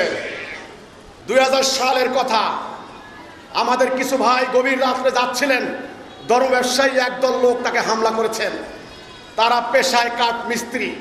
তখন বললেন যে ইমাম, আমরা তো এইভাবে আর পাচ্ছি না, আমাদেরকে হামলা করা হচ্ছে দিনে রাতে, আমরা নাকি খ্রিস্টান হয়ে গিয়েছি, আমরা নাকি কাদিয়ানি, আপনি নাকি নবী দাবি করেছেন, নাউজুবিল্লাহি মিন জালিক ইত্যাদি বলে আমাদেরকে হামলা চালায়, আমরা কি করব? তখন ইমামুজ্জামান বললেন, অস্ত্র তো রাখতে পারবা না, অস্ত্র রাখা বেআইনি, তোমার উপরে হামলা চালালে তোমার কাছে কি আছে? বলছে আমি এই যে কাজ করি, হাতুড়ি দিয়ে কাজ করি, আমি কাঠমিস্ত্রি কাজ করি, সঙ্গে হাতুড়ি থাকে, বাটাল থাকে। বলে তোমার কাছে যেটা আছে সেটা দিয়েই তুমি আত্মরক্ষার চেষ্টা করবে, তবে মাথায় আঘাত করবে না, মেরে ফেলবে না, সঙ্গে সঙ্গে থানাকে জানাবে। দুই একটি ঘটনা যখন ঘটলো, এইবার চালু করে দিল কি হিজবুত তৌহিদ হাতুড়ি পার্টি, হাতুড়ি রাখে। 15 থেকে 20টা বছর আমাদের কোনো একটা কর্মীর কাছে কোনো একটা হাতুড়ি ছিল? তাহলে এর বিচার কে করবে? আমি এর বিচার চাই সরকারের কাছে, আইন শৃঙ্খলা বাহিনীর কাছে, আপনাদের কাছে। আমার ভাইদেরকে আমার বাড়িতে হত্যা করলো, হাজার হাজার ভাই বোনকে বেজ্জত করলো, বাড়ি ঘর আগুন দিয়ে জ্বালিয়ে দিল। আমাদের দোষ হয়ে গেছে, আমরা হাতুড়ি বাহিনী। এখন আমার ইজ্জত, আমার জীবন কেন রক্ষা হলো না? আমার সম্পত্তি কেন রক্ষা হলো না? আমি জাতির কল্যাণে কাজ করতে নেমেছি। জঙ্গিবাদ, সন্ত্রাসবাদের বিরুদ্ধে সরকার হাজার হাজার কোটি টাকা খরচ করেছেন, আলেম সম্মেলন করেছেন, আলেম ওলামাদেরকে টাকা দিয়েছেন, হিজবুত তৌহিদকে একটা টাকা দিয়েছেন। এই কথা কেউ প্রমাণ করতে পারলে আমি জিহ্বা কেড়ে দেব। কোটি কোটি টাকা হবে খরচ করেছি। একটা মেয়ে মানুষের স্বর্ণ গয়না আমি রাখি নাই, বিক্রি করে দিয়েছি। গবাদি পশু, বাড়ি ঘর, ক্ষেত খামার, গাছপালা বিক্রি করে দিয়েছি। সন্ত্রাসের বিরুদ্ধে মাটি রক্ষার জন্য, মানবতার কল্যাণে, দেশের জন্য, মানুষের জন্য, হিন্দু বৌদ্ধ মুসলমান সবাইকে রক্ষার জন্য এত বড় মহান আন্দোলনকে আপনারা তার অগ্রযাত্রা ব্যাহত করার জন্য ষড়যন্ত্র করছেন, বলে হাতুড়ি বাহিনী। আজ থেকে 20 বছর আগে একটা বিচ্ছিন্ন ঘটনায় একজন মিস্ত্রি, তার কাছে হাতুড়ি ছিল, সেই আত্মরক্ষার জন্য হাতুড়ি দিয়ে হামলা প্রতিহত করেছে। তলোয়ারের মোকাবেলা কি হাতুড়ি দিয়ে করা যায়? আমার বাড়িতে শত শত তলোয়ার নিয়ে হামলা করেছে, বোতলের ভিতরে পেট্রোল ঢুকিয়ে আমার বাড়িতে পেট্রোল বোম মেরেছেন। আমি বলেছি তোমরা সংযত থাকো, পুলিশকে জানাও। আমার ভাইদের সামনে আমার ভাইদেরকে জবাই করে হত্যা করেছে। আমার দোষ হয়েছে, আমি হাতুড়ি বাহিনী, এর বিচার চাই। 2টা বছর হয়ে গেল, সেই মামলার এখন পর্যন্ত চার্জশিট দেয় না, আসামিরা প্রকাশ্যে ঘুরে বেড়ায়। এইভাবে যদি আইনের কোনো শাসন প্রতিষ্ঠা না হয়, তবে সন্ত্রাস, জঙ্গিবাদ, সাম্প্রদায়িক আগ্রাসন এই দেশে বন্ধ হবে না। কাজেই আমরা হাতুড়ি বাহিনী না, আমরা অন্যায়ের বিরুদ্ধে সত্য প্রতিষ্ঠাকারী মোমেন। তারপরে বলে কি খ্রিস্টান, মিথ্যাবাদী, প্রতারক। প্রমাণ দিতে পারবে তারা খ্রিস্টান? কি করে ওয়াজ মাহফিলে দাঁড়িয়ে এই কথা বলে ইহুদির কাছ থেকে টাকা পায়? আমি সেদিন ফেসবুকে দেখলাম এক ওয়াজে বলে কি জার্মানির কি একটা সংস্থা আছে, ওই সংস্থা থেকে নাকি আমরা টাকা পাই। আমি আশ্চর্য হয়ে গেলাম, তথ্যবিহীন ডাহা মিথ্যা কথা তারা কি করে বলে, মানুষকে উস্কাই দেয় কি করে। প্রমাণ দেন। প্রমাণ দিতে না পারলে জনতার আদালতে, আল্লাহর আদালতে একদিন বিচার হবে ইনশাআল্লাহ। কাজেই হিজবুত তাওহীদ কঠিন দায়িত্ব নিয়ে নেমেছেন। এই বরিশালে আমাদের ভাই বন্ধুর উপর কি অবর্ণনীয় অত্যাচার চালানো হয়েছে আপনারা জানেন। এই বরিশালের যারা গণমাধ্যমে আছেন, যারা সুশীল সমাজ আছেন, যারা আইন শৃঙ্খলা রক্ষার দায়িত্বে আছেন, আপনারা সবাই জানেন। কেন আমরা এই কথাটাই বলেছিলাম, ধর্মের নামে কোনো বিনিময়ে চলে না। তোমরা যে টাকা কামাই করতেছো আল্লাহ রসুলের দোহাই দিয়ে, এটা হারাম, এটা আগুন খাওয়া, তোমরা এটা বন্ধ করো। বাস, আর যায় কোথায়? তারা দেখলো সর্বনাশ, এই বক্তব্য যদি মানুষ জানে তবে ধর্মের নামে চলা এই টাকা কামাই তো বন্ধ হয়ে যাবে। এই ঠেকাও হিজবুত তাওহীদকে কি নতুন নতুন শব্দ বের করেছে। এই বাইজিদ খান পন্নী কাফের, বাইজিদ খান পন্নী নবী দাবি করছে, নাউজুবিল্লাহি মিন জালিক। কোথায় নবী দাবি করেছে? কোথায়? মিথ্যা কথা প্রচারণা চালিয়ে দেওয়া হয়েছে মানুষের সামনে। নাউজুবিল্লাহি মিন জালিক। আমাদের আকীদা, আমাদের বিশ্বাস, আখিরি নবী, শেষ নবী হুজুরে আকরাম সাল্লাল্লাহু আলাইহি ওয়াসাল্লাম, নবী আর আসবেন না, রসুল আর আসবেন না।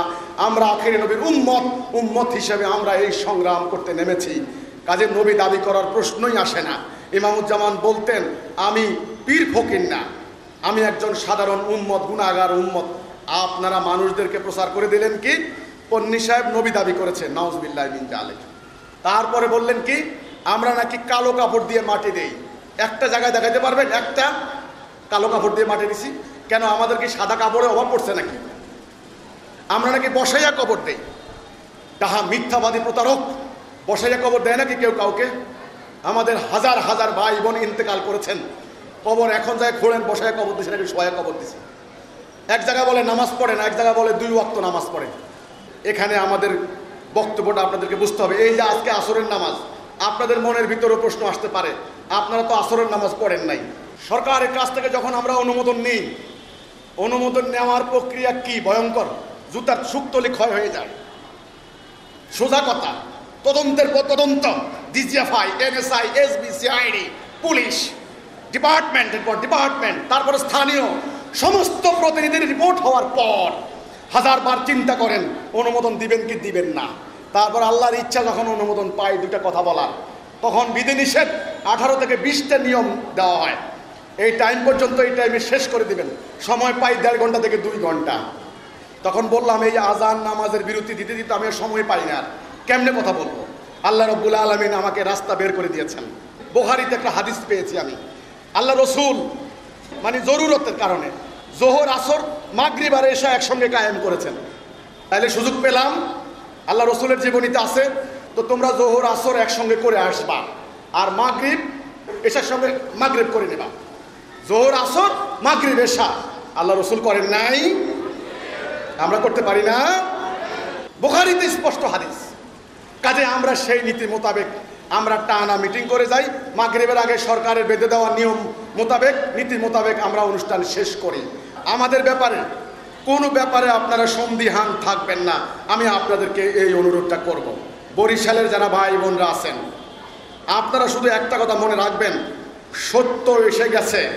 মিথ্যার মোকাবেলায় সত্য নিয়ে দাঁড়াতে হলে সাংঘাতিক ধরনের হিম্মত লাগে, আল্লাহর উপরে তাওয়াক্কুল করা লাগে। নিরাশ হলে চলবে না, হতাশ হলে চলবে না। আল্লাহর উপরে তাওয়াক্কুল রেখে আপনারা কাজ করেন, ইনশাআল্লাহ এই সত্যের বিজয় নিশ্চিত আপনারা জেনে রাখেন। আমি আপনাদেরকে অনুরোধ করব, আমাদের প্রত্যেকের মুজাহিদা সবার শিক্ষা যেমন সমান নয়, কথা বলার ভঙ্গিও একরকম নয়।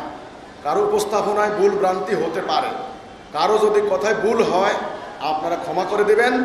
আমাদের যদি কোনো পরামর্শ থাকে আরও ভালো করে সামনে অগ্রসর হওয়ার জন্য আপনারা লিখিতভাবে আমাদেরকে জানাবেন। আমরা যদি কোনো ভুল করে থাকি আমরা 70 বার তওবা করতে প্রস্তুত রয়েছি। আমরা কাজ করি আল্লাহর জন্য, মানবতার কল্যাণে, আমাদের কোনো স্বার্থ নাই। কাজে আমাদের তওবা করতে কোনো অসুবিধা নাই। অসুবিধা আছে নাকি? তওবা করবে না অহংকারী। কে? অহংকারী, যে মনে করবে সে নিজেই ঠিক, তার কোনো ভুল নাই। নো, আমি মানুষ, আমার বাবা আদম ভুল করেছেন, আমিও ভুল করতে পারি না? কিন্তু আল্লাহ বলেছেন তুমি ভুল করলে আমি ক্ষমা করে দেব যদি তুমি মুমিন হও। বুখারীর প্রথম হাদিস, ইন্নামাল আমালু বিন্নিয়াত, প্রত্যেকটা কর্ম আমল নির্ভর করবে নিয়তের উপরে। ভাইরা আমার, বোনেরা আমার, আপনাদের নিয়তকে, ঈমানকে আপনারা সঠিক করেন, সহি করেন, দেখবেন ইনশাআল্লাহ এই সত্য একদিন সমগ্র দুনিয়াকে আপ্লুত করবে। আপনারা আমাদের জন্য দোয়া করবেন, আমার জন্য দোয়া করবেন। আমাদের ইমামুজ্জামান 2012 সালে ইন্তেকাল করেছেন, আপনারা জানেন। ইমামুজ্জামান ইন্তেকাল করার পর আমাদের হিজবুত তৌহিদ আন্দোলনের ভাই বোনরা যেন এক অথই সাগরে আমরা হাবুডুবু খাচ্ছিলাম। কি হবে আমাদের, কি উপায় হবে আমাদের, কোথায় আমরা যাব, কোথায় আমরা দাঁড়াবো, এখন আমরা কি করব। একটা নৌকার যদি মাঝি না থাকে, একটা জাহাজের যদি ক্যাপ্টেন না থাকে, ওই জাহাজের অন্য অন্য যাত্রীরা যেমন হতবাক হয়ে যায়, আমরা হতবাক হয়ে গিয়েছিলাম। কিন্তু মহান আল্লাহ রাব্বুল আলামিন তিনি আমাদেরকে ভুলেননি।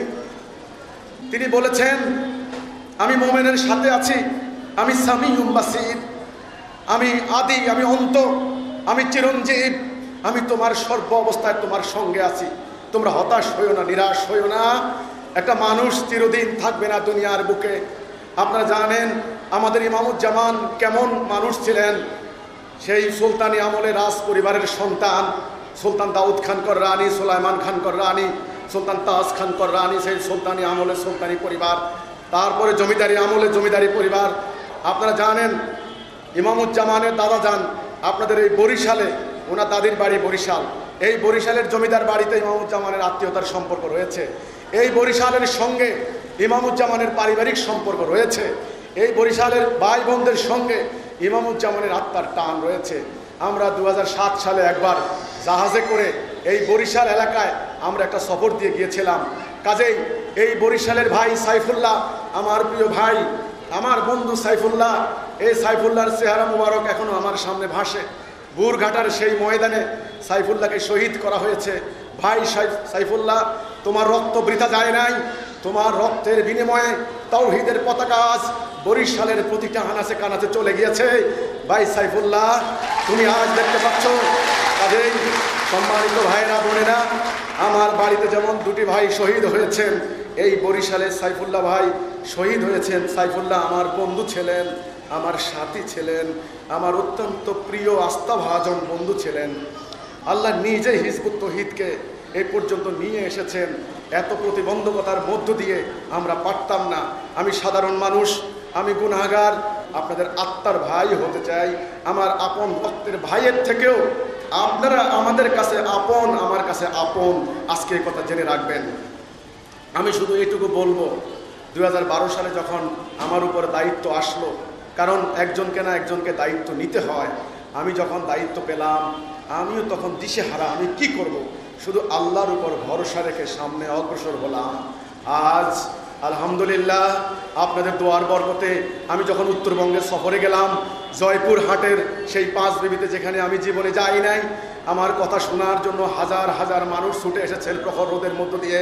সেই রংপুরে, সেই দিনাজপুরে, সেই কুড়িগ্রামে, গাইবান্ধায়, ওখানে মৌলভীবাজার, নরসিংদী, সারা বাংলাদেশে যেখানে যাই, হাজার হাজার ভাই বোন আজ আল্লাহ আপনাদেরকে দিয়েছেন, আলহামদুলিল্লাহ। কাজেই আপনারা হতাশ হবেন না, আপনারা নিরাশ হবেন না। আল্লাহ কি আপনাদেরকে ভুলেছেন? আল্লাহ কি আপনাদেরকে ত্যাগ করেছেন? আজ সরকার বুঝতে পেরেছে হিজবুত তৌহিদ জঙ্গি নয়, হিজবুত তৌহিদ হাতুড়ি বাহিনী নয়, হিজবুত তৌহিদ অন্যায় করে না, হিজবুত তৌহিদ আইন ভঙ্গ করে না। আজ সাধারণ মানুষ বুঝতে পেরেছেন হিজবুত তৌহিদ খ্রিস্টান নয়, হিজবুত তৌহিদ কাদিয়ানি নয়, হিজবুত তৌহিদ মুমিন। এটা সম্ভব হয়েছে আপনাদের রক্তের বিনিময়ে, আপনাদের কোরবানির বিনিময়ে। আমাদের উজিরপুরের মোতালিব মেম্বার ভাই, আমি ওনাকে স্মরণ করছি আজকের এই বক্তব্যের এই জায়গা থেকে দাঁড়িয়ে। এই সমাজের সম্মানিত একজন ব্যক্তিকে মাথা নেড়া করিয়ে বাজারে ঘুরানো হয়েছে। আমি বলেছিলাম, মেম্বার সাহেব, একদিন আপনি দেখবেন আল্লাহ তাদের মাথা নেড়া করবে। হাসরের দিন তারা কলঙ্কিত হবে, তাদের চেহারা অন্ধকার হবে। এই আন্দোলন হক সত্যের আন্দোলন, এই আন্দোলন মুমিনদের আন্দোলন, এই আন্দোলন দেশপ্রেমিক জনতার আন্দোলন, এই আন্দোলন মানবতার আন্দোলন, সমগ্র মানব জাতিকে এই আন্দোলন একদিন সত্যের পথে ঐক্যবদ্ধ করবে। আপনারা হতাশ হবেন না, নিরাশ হবেন না। আমরা আমাদের ইমামুজ্জামানের আত্মার সন্তান, আমরা সবাই ভাই বোন, আমি আপনাদের সাথে আছি, আপনারা আমাকে সঙ্গে পাবেন। আল্লাহ রাব্বুল আলামিন তুমি আমাকে হিম্মত দাও, আমি আমার একটা ভাই বোনকে রেখে যেন না পালিয়ে যাই। আল্লাহ আমার জীবন তোমার হাতের মুঠের মধ্যে বন্দী, আমার মাটির জন্য, আমার ধর্মের জন্য আমি দাঁড়িয়েছি। আমার ভাই বোনদের তুমি হেফাজত করো আল্লাহ, আল্লাহ তুমি তাদেরকে সাহায্য করো, আল্লাহ তাদের তুমি নসর দাও। আল্লাহ এত প্রতিবন্ধকতার মধ্য দিয়ে আমরা কাজ করছি, আল্লাহ আমাদের তুমি হেফাজত করো আল্লাহ। কাজে আপনারা আমার জন্য দোয়া করবেন, আমি যেন দাঁড়িয়ে থাকতে পারি, কোনো অন্যায়ের কাছে যেন মাথা নত না করে, কোনো লোভের কাছে যেন সারেন্ডার না করে। আসসালামু আলাইকুম ওয়া রাহমাতুল্লাহি ওয়া বারাকাতুহু।